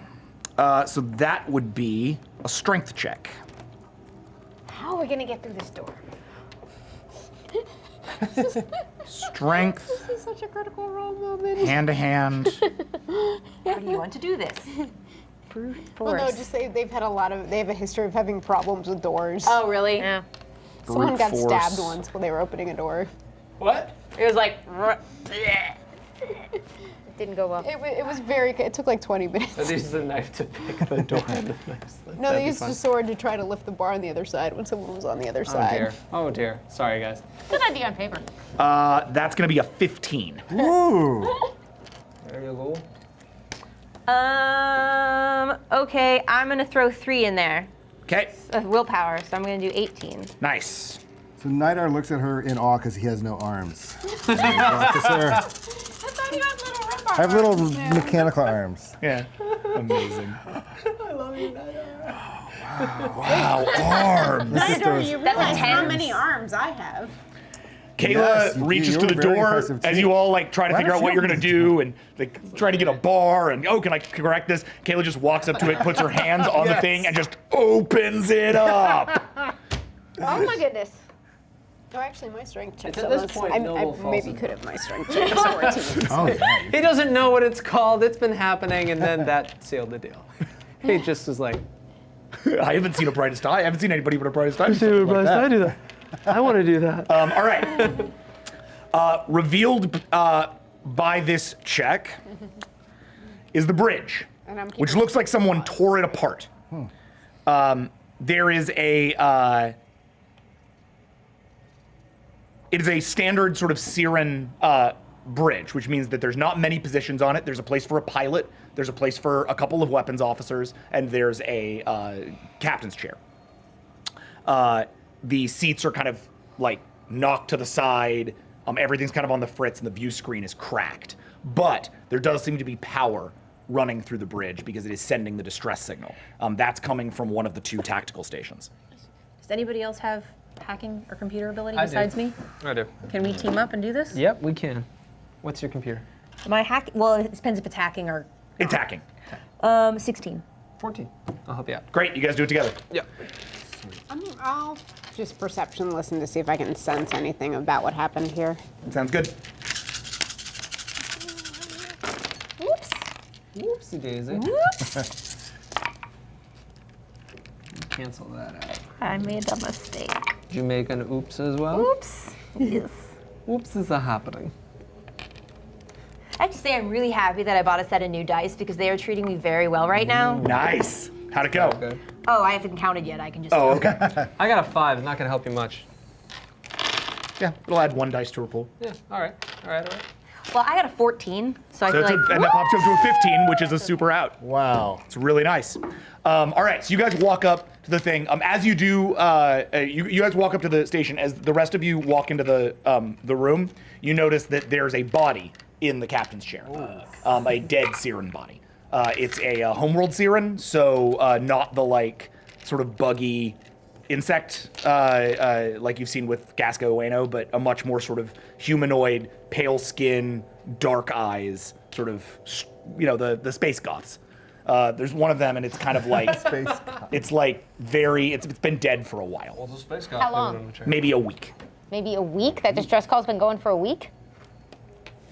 What was it? Died of what? Looks like it died of I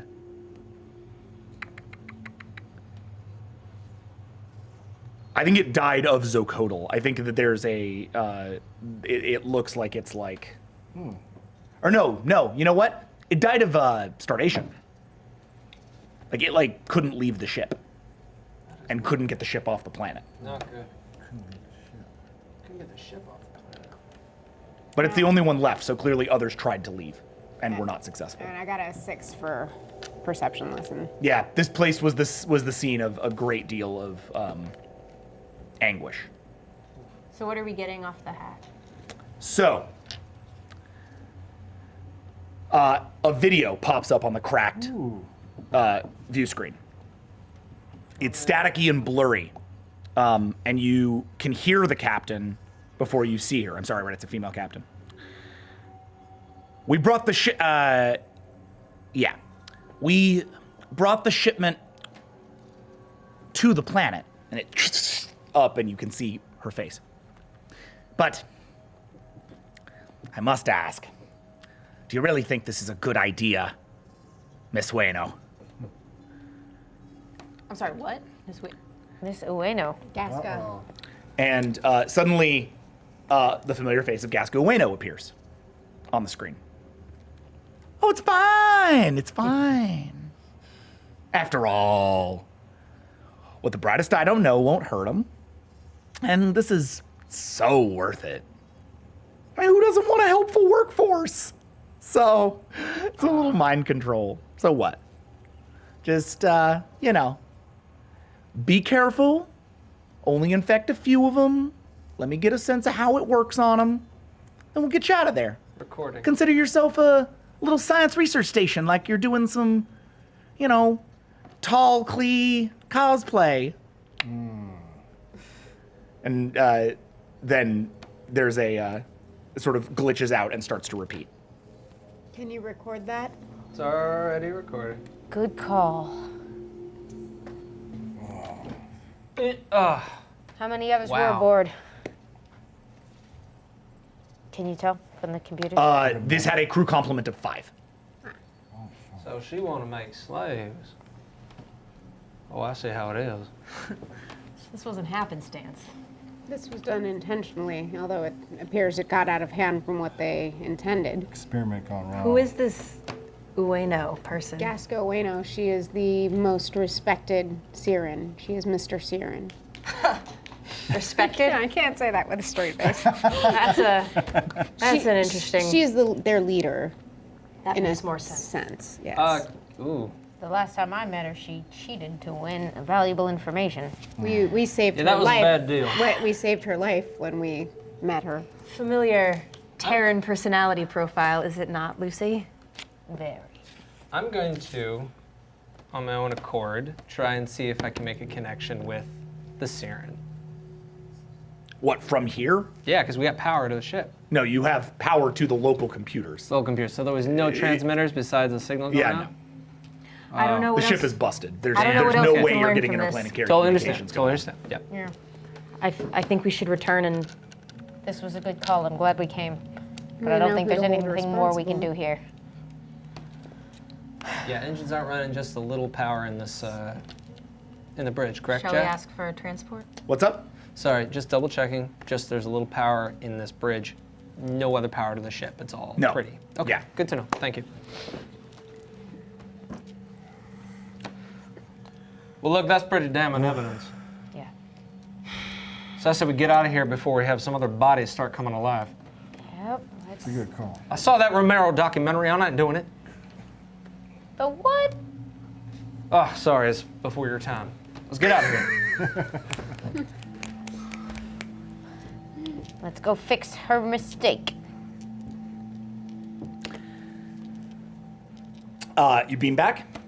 Okay. You engage back to the clean room. When you arrive, there are 10 other tall clean now in this facility. They are all working on in a lab that has been hastily manufactured in here. Each of them are working in like test tubes and beakers and all kinds of like really like old school chemistry stuff. And they have created finally a antidote, which is essentially deployed in this canister. It's about yay big. This thing just doesn't get old. Look at them going. So Devaz walks up to you.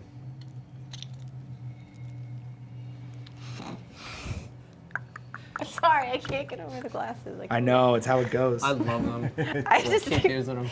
puts them on with a purpose. It's like, I miss the giant ones. Here it is. This should... Sorry, Mike. This should do the job. I insist on coming with you in case something goes wrong. I might be the only person capable of stopping it. You can tell, you don't even need to perception listen because you've been listening this whole time. She's terrified. There's like a deeper terror here, even than like, oh, I might die by zombies. Like this whole Zocodal thing has her really on edge. We have found who's responsible. Who? Gasco Bueno of the Siren. Of course. She meant to only infect a few to create slaves that she could control. I got a problem with having slaves. In fact, the entire Brightest Eye does now. As they should have always, but that's It's a neither here nor discussion there for right now. another Not here nor time. there. Fascinating. Yes. I would very much like to have a conversation with her. So would I. We have a lot We to all talk would. about, but let's fix her mistake. I agree. The best I can do is get you close to mycelium. If I can get you there, you will be able to enter the complex directly. Once you are there, we must make our way to the center of the complex, and there, deposit this canister in the central core. Anybody got a way to neutralize or repel these so it doesn't depend on Nidar saving our butts every 2 feet?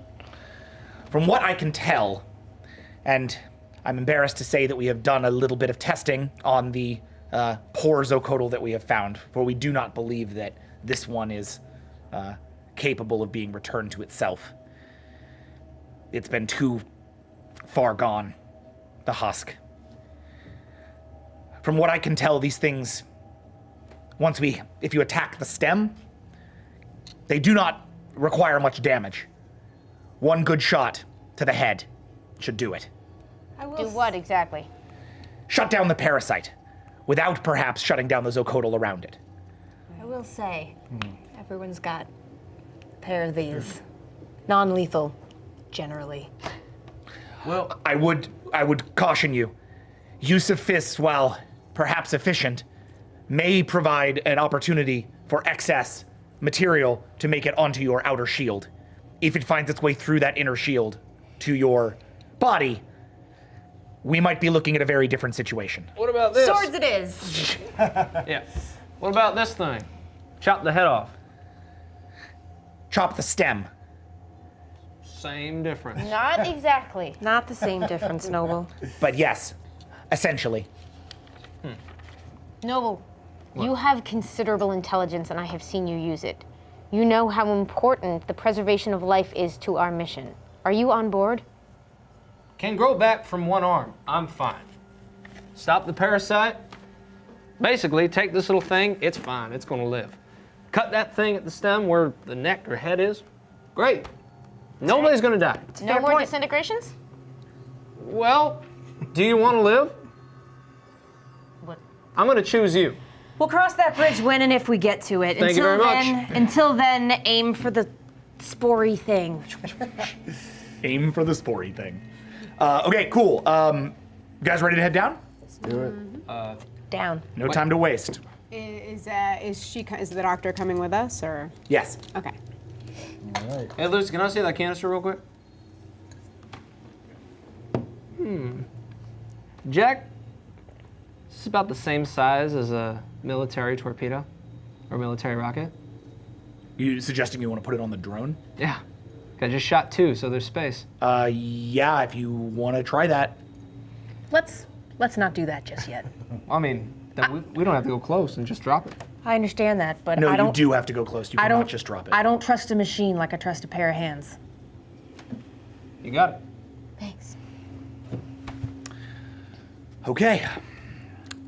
So with that, We all go marching to our doom. with that, you beam down. You are now at the edge of the forest you previously escaped, looking at mycelium in the short distance. Around you, around mycelium, there are sort of hordes of these things, kind of walking very slowly, just kind of, stems up in the air. Behind you, the forest writhes itself, and you can see the ship that you were just in slowly becoming more and more consumed by the planet.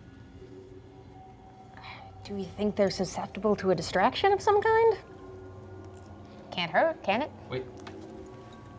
Can your drone make cause a distraction that might lure them away from the center? It has 2 more rockets before it's out of weapons. Damn. It can, but I'd rather save rockets for if we're in trouble. Should only need one. But it has guns. It has machine guns. It has Won't rail make- guns. Won't have the same effect as a rocket. I say you spend one and try and. Well, let me. Hold on. I start walking and mimicking like them. I saw this once. No. Okay. Okay, no, I'm sorry. Do I don't rank him, right? Well, Technically- I mean, yeah. There's no you two both have a rank issue, which is that you aren't actually members of the fighting force. You don't outrank me. So Sorry. Noble. You don't get to say that. Noble, Ambassador. I'm down to try this. It's an insane idea, but I'm down to try it. All right. So this is a bluff check. Oh, this is good. When this doesn't work, can someone else operate this drone? Manipulation, I have a idea for a distraction. persuasion, Sounds good. subterfuge. We could also try what we did last time and make them not see us. I could try that. If That is a great there's an idea. I don't know, I kind of want to see if this works. I know. I kind of want to. I kind of want to see. want to too. Jack, Go ahead and do What? it. 8. I'm gonna throw 2 willpower into that. Okay. Even just as 10. an aside, how close is that Siren ship Yeah, we how- were just on? 50, 60, or no, like 100, 120 feet away. Is that within gun arm range? Yeah, technically. I could. Go ahead and do it and let him think it's working. Would you also like me to blow How'd up it go? that ship that's being consumed as a distraction? That's a nice backup. 7. 7. Okay. Let's see what happens. Hold on. I'm gonna check against that. He has to roll for one roll for each member of They the also board. got a 7. So here's what happens. That's almost the worst case scenario for you. Noble steps out into the horde, doing his best zombie impression, and at first it looks like he's actually kind of getting through, until he's like surrounded by them, and then they all turn to him, and all attack at once. Oh, Jesus. Noble, you are consumed by Zocodal zombies. You are literally consumed by the Zocodal, and for now, are out. Wait, I have. Whoa. I can't roll against it? No, you cannot. You walked into a horde of zombies. Shit. Well, I would like to go help immediately. Okay. So you are now in combat with a horde of Zocodal zombies. well, there you go. Can I do the thing? Because if I'm not fighting the zombies, Damn is it. it initiative to blast the Siren ship? You as can they just do that. I know you were prepping that plan anyway. Yeah, I want to blast the Siren ship with the gun arm, Talkley gun arm, and hope that creates a distraction. Okay, go for it. Noble, damn it! You better be pulling your weapon while you're in there. And I still have the scope from Terra, correct? Yes. Yeah, Jack, I don't have quick draw. I mean, anything? It's not about quick draw, man. You walked into 50 zombies. You didn't say one there el- were 50. I said there was a horde. What did you No, you think they didn't. It were? was like- Yes, I did. Oh my Yes, God. I He did. did say You made all horde. these choices, Dylan. I didn't All make right, these all right. choices. You decided to play it funny, There may be a way and now to you're bring getting it eaten by back zombies. if we I'm can like, Nope, that's it. Let's start hacking. Yay! There may be a way to bring you back if we can fix what's going on in the center. 7 for the Lucy's gun gonna arm. use every shred of irritation she has with you. 7 Save for your the stupid gun. life right now. For targeting. Great.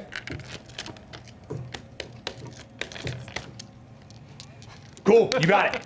And that's 10 damage. Yeah. So you aim back at the nacelles just as that happens and fire. As you do that, the horde starts to like move away. Oh, nice. Sort of flowing away from Noble and heading over towards the All right, the so ship. what I'm doing is I'm Weapon, or going do in they to not? grab him Yeah. then. Yeah. Like- So, as you run over, you see that Noble is now fused with the ground. Whoa. Essentially, he's got Zocodal bits and pieces all over his arm, his face, it's in his mouth, and it's down up into his like bottom limbs. Devaz walks up with you and grabs your arm. He can only be saved if we manage to make it to Mycelium. If we do not activate the core soon, he will be consumed by the planet. Here we go. Noble Defender, can you hear me? You can hear her, but you cannot speak. We will be back. You can't just leave him here. You're gonna have We're to. going to do. We have to do what will save him. He is my friend. We will save him. You don't leave a man behind. That's not how this works. Then you can could stay sh- with him. Could you take a serum and shoot me? You can stay here with him. No, don't. I don't just know. go. Kayla, Take a. Kayla, right now he is not a man. He is part of the ground. We need you with us, and we will come back for him. I Here, promise. Take this. If you want me to stay, I'll stay. Are you crazy? You're 10 times as strong as I am, and we need someone to take that thing in there. If we hurry, he will be fine. It's not Devaz, is it's he not. going to be eaten any faster if we're here or not here? I do not believe so. It seems like the other Zocodal have been distracted by your limb's ingenious attack. I'm not the captain here. It's your decision. Captain, we have to move now. We need to hurry. Go. I'm gonna pat his Jerking cheek your head in that direction. We put a noble, flower isn't near his head. All right. Take the drone. And we I take think the you're drone. holding the controls. Yeah, aren't you holding the controls? Yeah, the controls are ground kind of ate like the fused controls. with the planet. Like it's. Oh shit. okay, we're I good. thought it was in my pocket. Fuck it. All right. All right, well, Devaz, do you have anyone else you can send? Just keep an eye on him. What was that? Devaz, do you have anyone else you can She's with send? Just us. keep an eye on him. I can send down a couple, but they will not be much use against these things if they do come back. I will attempt, however. Give us a shout if he's in more danger. Cool. I'm gonna pretend she said cool. Now I said cool. Yes, absolutely. Apparently not. So two tall Glebe beam down to protect Noble. They have these little like gun arm things. Not like gun arms, but like kind of lower level versions of what you're talking about. That just sort of sit around the wrist. I just say it to You were them. I right. say That's thank you. better. And they go go. Let us run. let us run! There you go. All right, speed checks for the four of you. God damn it. Oh man, speed again. It's not very good. Let's try it.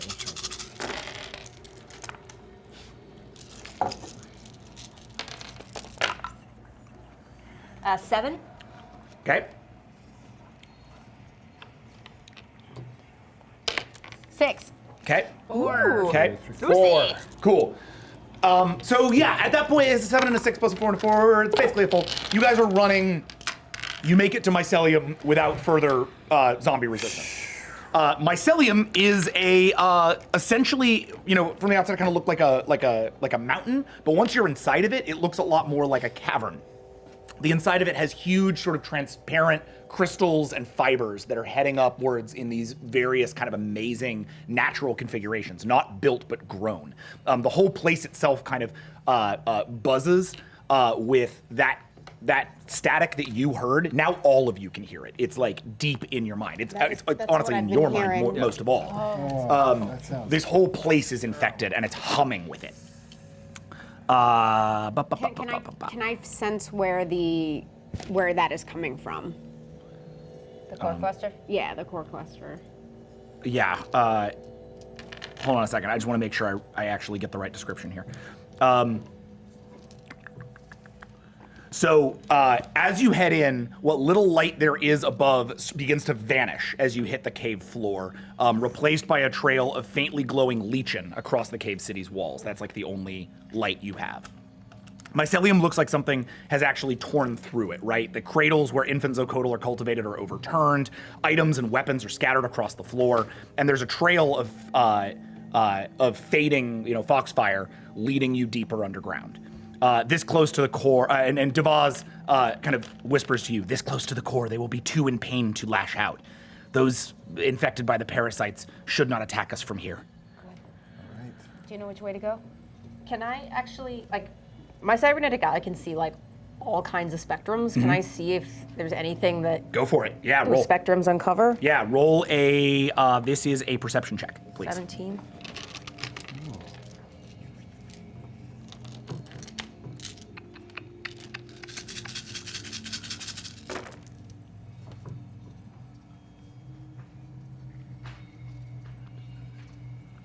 That's an 8.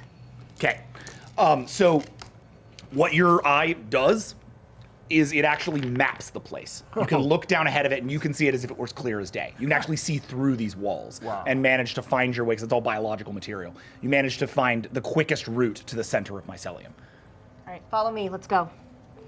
I follow. Stay alert. I'm gonna do the gun arm as the in flashlight mode, just so we all have more light. Flashlight It mode. does. It has a That's flashlight. awesome. I love it. Of course it does. As you walk, Devaz steps up between the two of you, Kayla and Bard. Back on my world ship.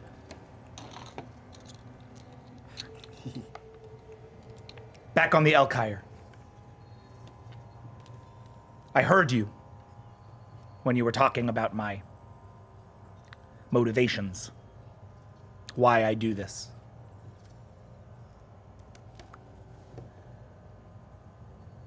Why I want to join your peacekeep. Truthfully, it is because of things like this. When I was younger, and the universe was younger, I was less kind, or perhaps less interested in kindness. I knew the Zocodal best because I researched on them for centuries.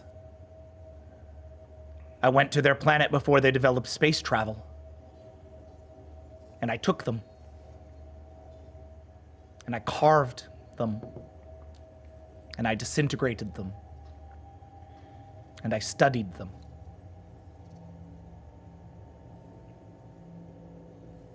Zocolt was my petri dish, as it were. But once, there was one. It was an anomaly, you see, for it had stayed alive longer than any of the others I had ever endured. Despite the horrific pain that I put them in, you see, still they looked at me. I was cutting it wide open when delirious and finally dying, the Zocolt, whose name I never knew, grabbed my hand. And you see, for the first time, that her hand has little, like, pockmarks on it. It absorbed part of me. And instead of killing me, it simply pushed into my head the fear and pain and dying thoughts. You are hurting me. I want to go home. It looked into my eyes, and there it died. This is how my sect began. This is when I began the world ship natural selection. This is where our reverence for nature and for non-interference first began. I thought I was the greatest monster these people had ever encountered. It is clear now I was not.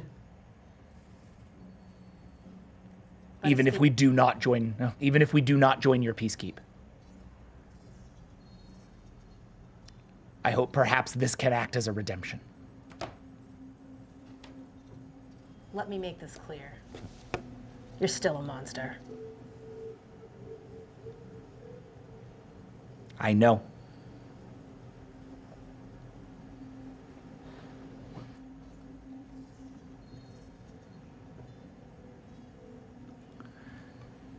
And as this happens, you reach the colony core, in the deepest part of mycelium. It's a huge mass of sticky white and gray. As you approach, it seems to notice you and shrinks back, groaning. But there's nowhere for it to go. Devaz approaches. Captain.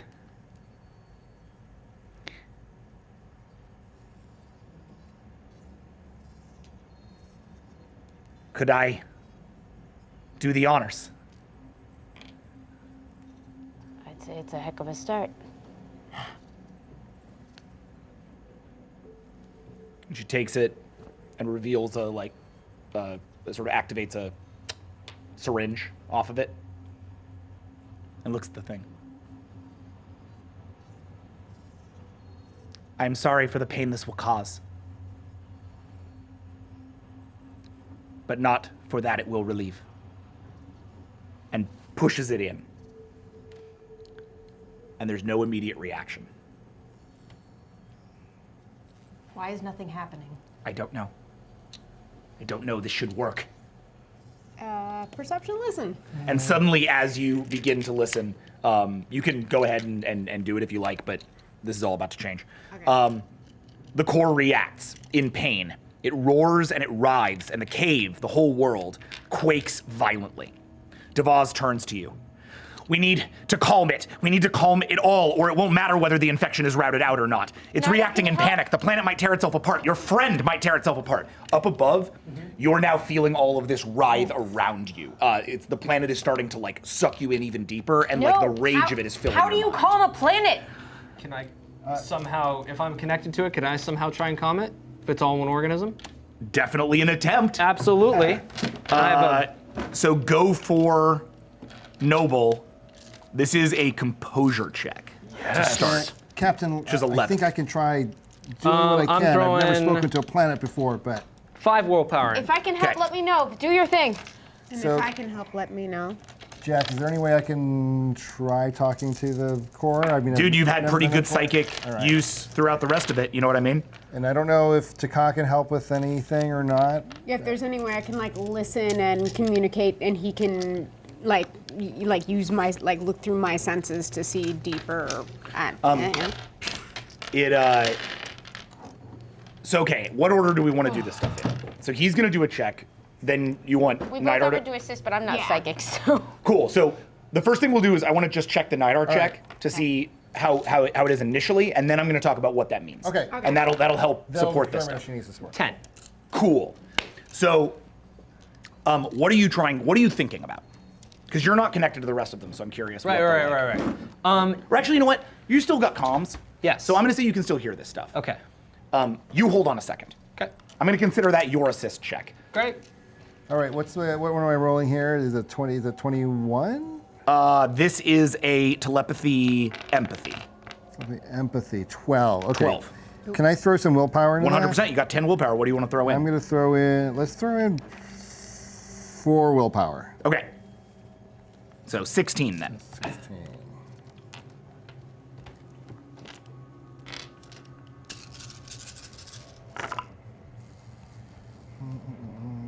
Bullshit.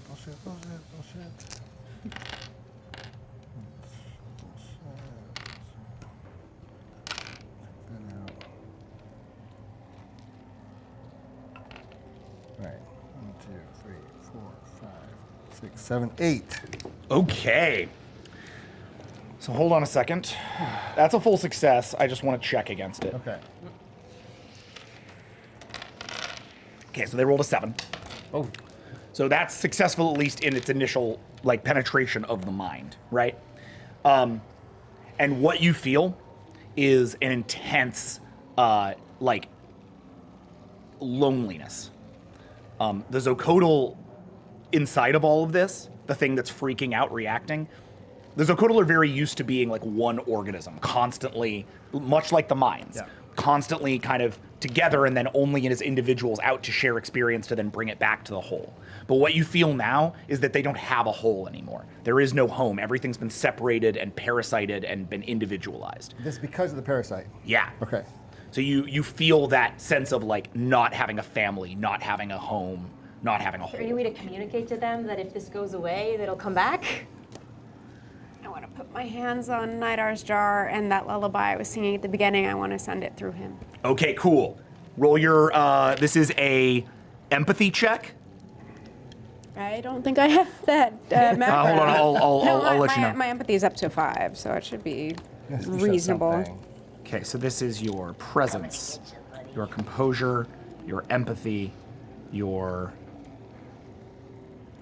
Does listen go into I'm gonna this? put your listen in, yeah. So listen, empathy. 16.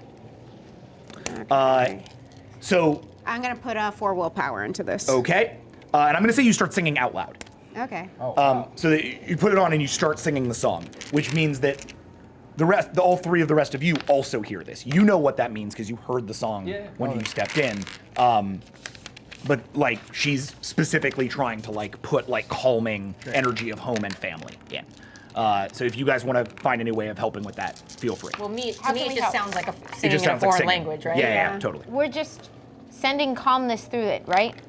All right, so And we know that we can, like, Noble can do that from being trapped inside? Yeah. Is that information that Lucy has? I think that's all No, been established? Noble's kind of doing that because he's hearing what you guys are going through, but it's not necessarily information you have. Well, I mean, what could we do? Like, we don't have. I turn my suit off and I touch the ground. Okay. great. What? What? No? That's a terrible idea. And I got an 8. Cool. So that's gonna plus him by 3, so that's gonna pop him up to an outstanding, which is cool. So as that goes on, Can I pull her? I'm just But you can- gonna well, you do can be like- this They're fighting. right here. you can be like, no, don't do that, as she like reaches down. But I mean, do you want to literally try to stop her before she makes it? What the hell are you Before doing? she undoes her suit protection and touches the ground Yes. full of yes. Okay, so that is a. This is gonna be a. Reflex check essentially between the two of you. This is almost like a PvP roll. Kayla, roll 19. Make this freaking difficult, don't you? Lucid Bar was a Kayla, roll 19. Do I have any advantage since there's no warning that I'm about to do that? Yes, Because I don't have any physical advantages, that's for sure. yes. Go ahead and roll. You know how to shake Go ahead and roll dice? 14. 14? Which is it's your hand-to-hand plus 6 for your for the fact that you were doing this in an unexpected way. But like Kayla's reflexes are great, so I'm not. Yeah. I don't want to check it that hard.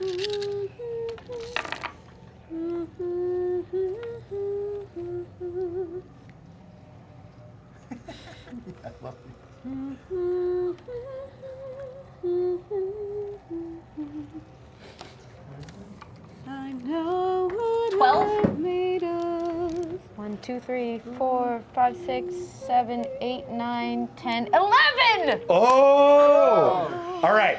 So you grab her hand literally like as it is about to touch the ground. Kayla, You out of your mind? either this works or it doesn't work. Either. And Bar like forces her hand down. Probably shouldn't be able to do because you're hella strong, but I'm I trying. mean, that's the thing. If you want to try to stop her, you can. I mean, That's what's going on.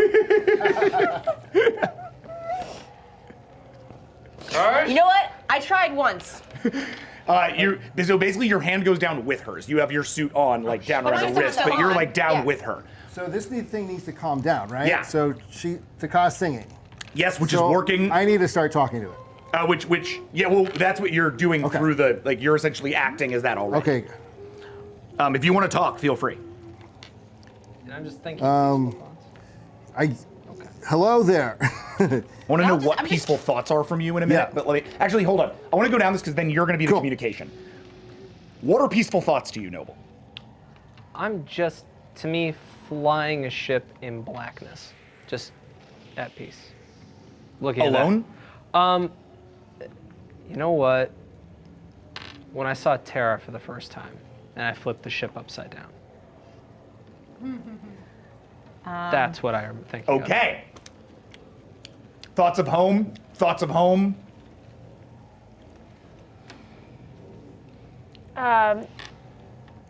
The Avalon. Thoughts of home? Does it matter what I'm thinking? Because No, because you have an interface. Yeah, just keep us all alive. That's cool. But then, I'm thinking how dumb they all are. Yeah. but then and, writing viz at the same time. Writing viz.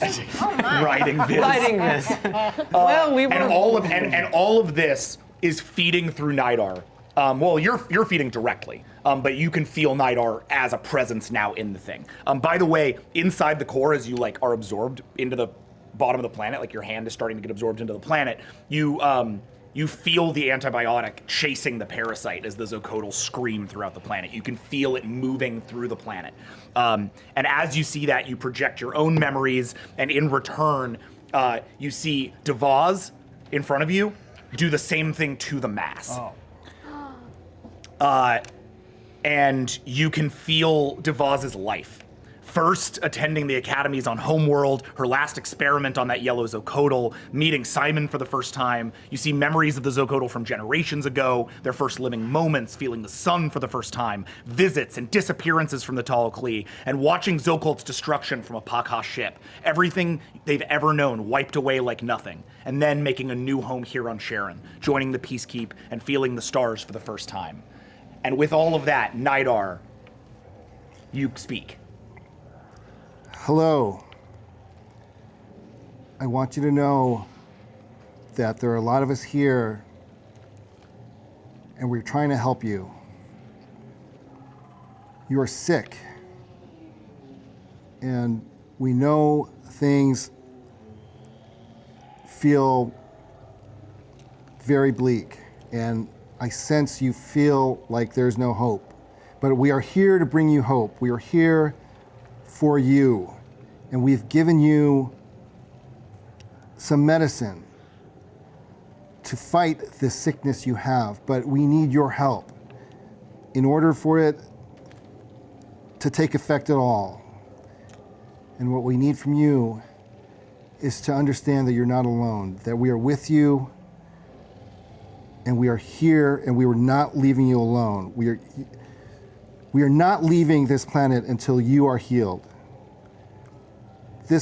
You can beat this, and we are going to beat it with you.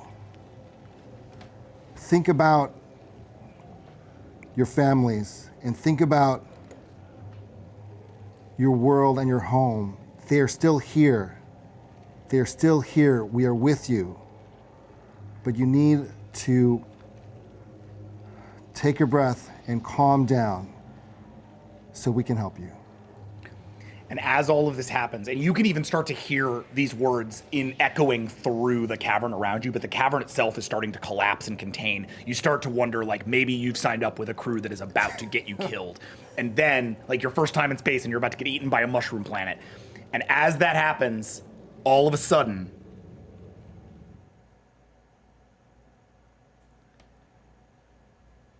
you wake up. All of you. There's a huge flash.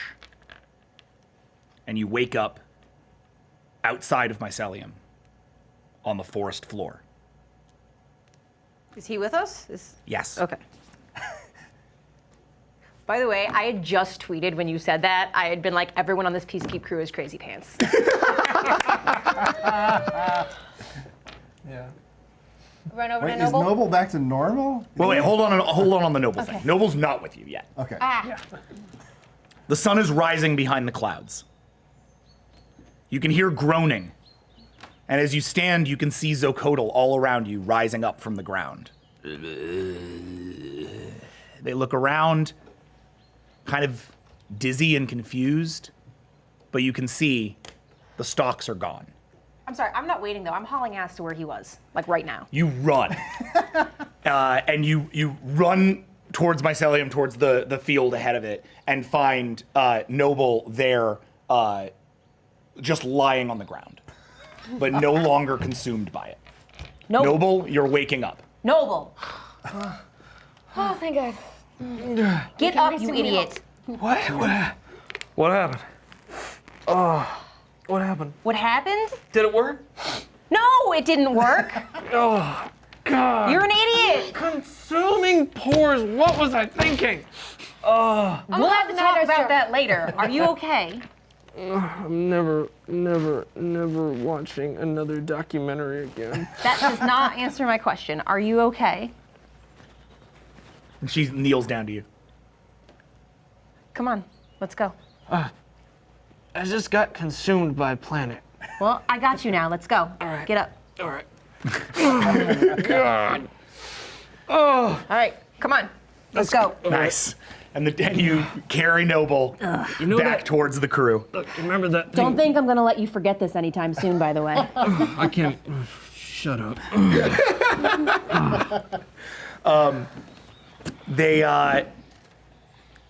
A group back on the road. A group of Zocodal approach you from the other side.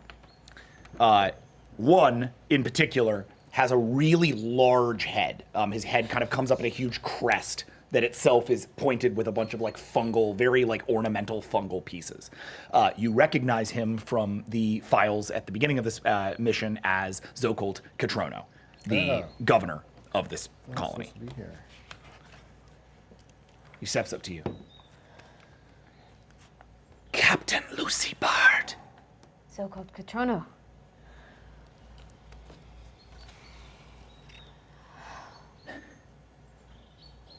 What happened to us?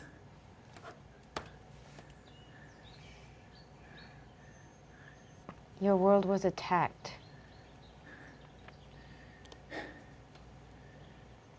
Yes. And it would seem our world was defended.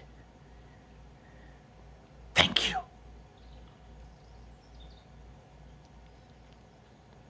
Are you all right? It would appear. Yes. Not all of us, but many. More than not. And then their eyes float up to, or what passes for eyes, float up to Devaz. And there's a long pause for a second. You are her. The tall Klee. And Devaz like can barely move and just nods. And Catrono takes a step forward. You saved us. Devaz again nods. And Catrono bows. Thank you. And you see, you've never seen this before, a tear start to collect in the tall Klee's eye.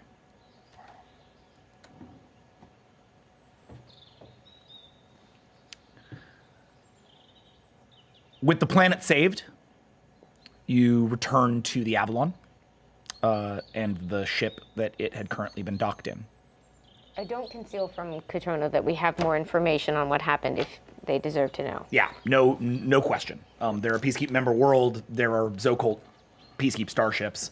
They offer you every assistance that the Zocolt can. In fact, they have many ships, like, say, Zocolt Harundan, who you encountered in your first game, who are out there as, like, private Zocolt military or private Zocolt explorers. They are at your disposal towards making whatever this was right. The Zocolt don't go to war. That's really not part of their culture. But they are absolutely interested in just making sure this doesn't happen again. At your back up on the ship, the tall Klee all applaud you as you arrive back. The whole ship have all sort of on the record assembled. that I hugged Nidar's jar. Just throwing that out there. Thank you, Captain. Devos steps forward to you. If I had the ceremony music from the end of New Hope, I'd be playing it right now.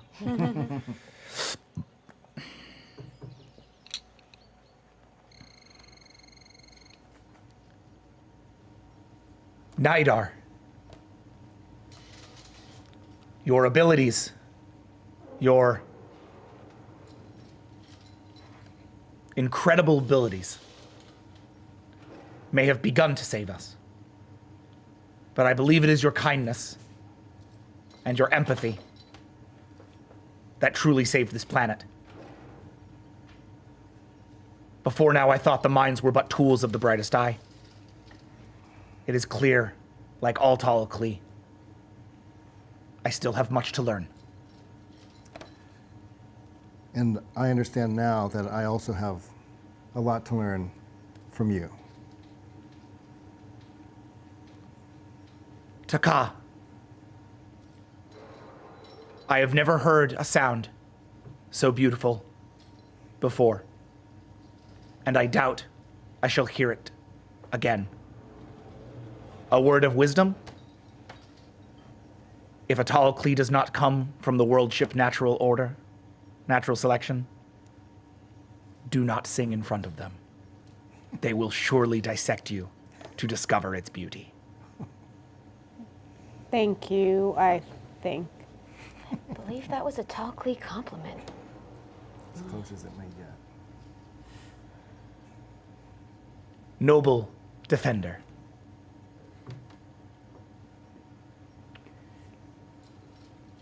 Yeah. I could feel your thoughts inside of our, well, consciousness down there. They were beautiful. I know sometimes you perhaps feel as if you have no home. I assure you, you have two. And as someone who has never had one, rest assured you are the luckiest being I have ever encountered.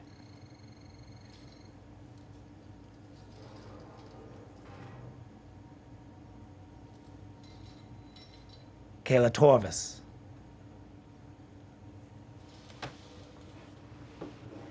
I do believe without you we would all be dead. I do not live my life by the sword, and have rarely encountered a reason for it. Today you have given me very different data. I thank you, and I wish you well in your travels among this universe.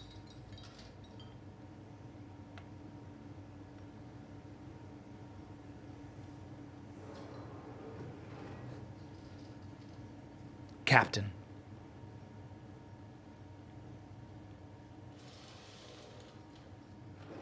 I have admired you from afar for quite some time.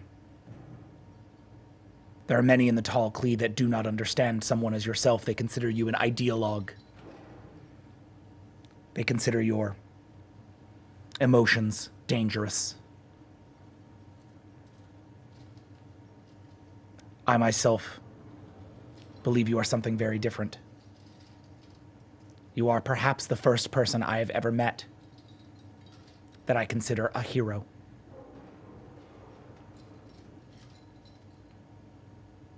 I appreciate the compliment. But those notions can be just as unreasonable as any other. Yes. I am sure they can be. I look forward to better understanding the distinction. As a member of the Peacekeep, I hope.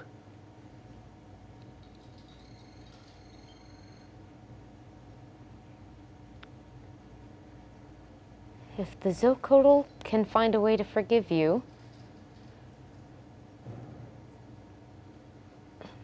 it's not really a choice for me to make. But I know you did an awful lot of good today. Thank you. Will you take my proposal to your leadership, at least? That I will. Thank you. Thank you. Oya, release their vessel. And from down the side, Oya hits a couple of buttons, and the tractor beam is disengaged from the Avalon.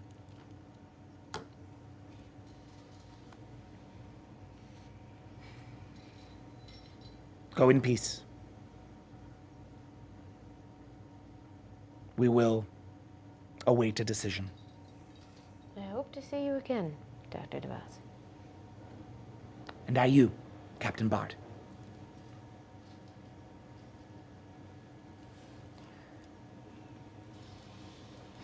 So, where to next? When you arrive back into the ship, you have been updated with a series of tall Klee. Take these off. You're updated with a series of tall Klee information systems. A good deal of the natural selection world ship database has been added to the Avalon's. Don't let them touch my ship. And that the Zocodal, Zoculta Malcor comes up. Captain, I apologize. You see, no tall Klee entered the facility. I was given this data and installed it personally myself. It is only records. Are you happy we have it? Oh, yes. Great. Because let me show you this. And he brings up a screen that is the tall Klee consensus from all three world ships. You can see like each of the three is designated by a symbol, okay? And he goes into one of the three symbols. It's tall Klee language, so it's kind of gibberish to you guys. But he goes into one of them and moves through until he's got a personnel report, like an old scale history personnel report. And he goes back to one that is simply labeled Kazukul. And along with it comes a series of crossing signatures specific to his technology. I've been quite busy.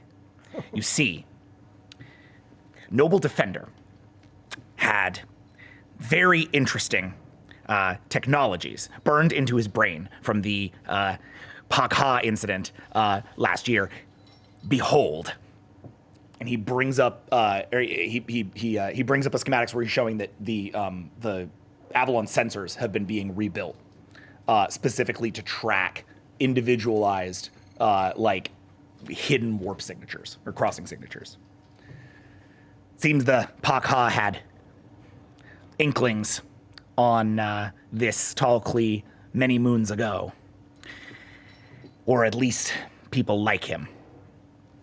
And now we know how to find him. And a course is plotted into husk space, but now that giant thing is a bullseye. There's one planet there that seems to be the tracker for this. Didn't think it'd pay off that way. But sweet. Now that I have heard this, do we still have a communication available to DeVos? Sure. Yeah, you're still on the vessel. Oh, we're still there. Sorry. Okay. Well, looks like we're set on a collision course for this guy. We've had some experience with one of the things that he's created with your technology coupled with something called a Frere? Oh, you speak of Victor Rampel? I do. I hope we can kill him. Me too. However, in our current state, I'm not sure that's possible. For the Personal- record, Noble, that guy you can disintegrate. Personal feelings aside, because I doubt you deal in them much anyway. I'd like to send you a scan of myself. And I respectfully ask for any assistance you may provide that will help us and help me as a vessel fight what we're about to go up against. And you see the small smile on her face get wider and wider. And actually, Taka's And my eyes just keep narrowing because I don't like this at all. Taka's gonna lean in. You said this was made by a child. If an adult would like to take a look at it. Oh. Yes. With your permission, I believe we can make wonders. I think you'll find I'm not quite like any Terran you've ever seen before. Oh, yes. I clocked that in the eyes. I did not want to be rude. No dissection. Are we clear? Very. I appreciate your help. Indeed, we will prepare a lab. Let us begin. And with that, we end this episode of Vast. Yay! Noble's alive! You're alive! I did that was amazing. I can. That was amazing. That's I'm gonna what, pretend to be a zombie. what he knew. I great. know. Shaun of the Dead. And it's, Honestly, you know? like I know you're pissed at me because I like totally took you out of commission. I really like that beat because it is exactly the point of like I have a frame of reference for this. I can do a thing, and frankly, if you'd been one dice further on that roll, you would have been fine. Yeah. You just happened to roll a tie with them. If you'd rolled less, they would have just attacked you guys, and you would have had to fight your way through them. If you'd rolled more, you would have felled them out. You happened to roll the one thing I took a risk, that baby. created that situation. I think it turned out fucking great. That was amazing. That was beautiful. We had our little lullaby duo. Saving the world with empathy. Yeah, and big ups to Aki, who now has like whose songs have firmly entered the vast canon in a way that cannot be ever broken. Oh yeah, whose song just saved a planet. That song just saved the Zokon homeworld. So you know, there you go. That was amazing, guys. Really well done, everybody. I had a blast with that episode. Hey, Anne, come take a bow. Anne Mortensen Agnew, everybody. You mostly didn't get eaten. Anne had, no lie, here, we're going to squeeze in here because the shot's real small. Anne had, no lie, zombie builds for each of you in case you got absorbed. So like if he hadn't gotten absorbed by so if you hadn't gotten absorbed by the ground but had gotten absorbed by one of them that was still walking, after a turn you would have turned into zombie noble. That's great. And I would have I had like you had an NPC check that you would have been running I against. was like, what if someone's suit gets a hole? so I was cool. literally thinking that the entire time. I was Yep. like, ow. Prepped for it. Yep. Yeah. Pretty good, I think. We'll save them for later. Also, a ton of fungal research went into this, Yes. apparently. Yeah, no, I really know a lot about mushrooms now. They're delicious. Knowledge is great. Yeah, myceliums are actual things. Yeah. Oh, right, mycelium. I pronounced it wrong the whole episode. It's great. It's okay. It's Yeah. cool. Space. All right. Yeah, it's a space whatever. So it's 11:20. I'm going to try to get everybody out of here. Thank you. Thank all of you. Oh, hey, that's a good thing to do. Thank you. Before we get out of here, just a bit of a special announcement. Sorry, hold on a all second. good. And then I will do the whole thing. So I plugged my comic already, but I got to plug something else because it's like coming out this week. So if I don't plug it now, I'm really being a jerk. Yeah. I would like to invite all of you to watch this thing called Every Night. Every Night is a 3-part alien abduction story. It's really just like a very weird little indie drama that Rick Bear, who's one of our writers, wrote and produced. I directed it off of an idea that I had, but that was really built out with Rick. Stars the totally excellent friends of the show, John Cahill and Megan Rosati. It is genuinely like a piece of my heart. It's a weird, cool, interesting piece. A lot of the people here worked on it, and Amanda worked on it. A lot of people did a lot of really amazing work on this thing across the board. A lot of my RPG friends came together to make this. It was actually shot by one of the people in my Trek game. It's a really beautiful thing. So you can. So I'll be tweeting it out so you can find a lot of the links there. But it's produced by a company called Misfit Toys. So you should follow Misfit Toys. They are at Misfit Toys Video on Twitter, and is the same on Instagram and the rest of it. So check out Misfit Toys. They're putting out some really cool content, by which I mean they're putting out this. So come check it out and get on board the train. I'm I'm sure there's a lot more stuff coming. What was that? And it comes out on Wednesday. So please check it out, get psyched, and enjoy it, because I think it's kind of a wild, cool little thing. In the meantime, for Ann Mortensen Agnew, Ray Utarnatchit, Jody Hauser, Amy Dallin, Amanda Powers, and Dylan Duval, I am Jackson Lansing, and I will see you in the future. Bye.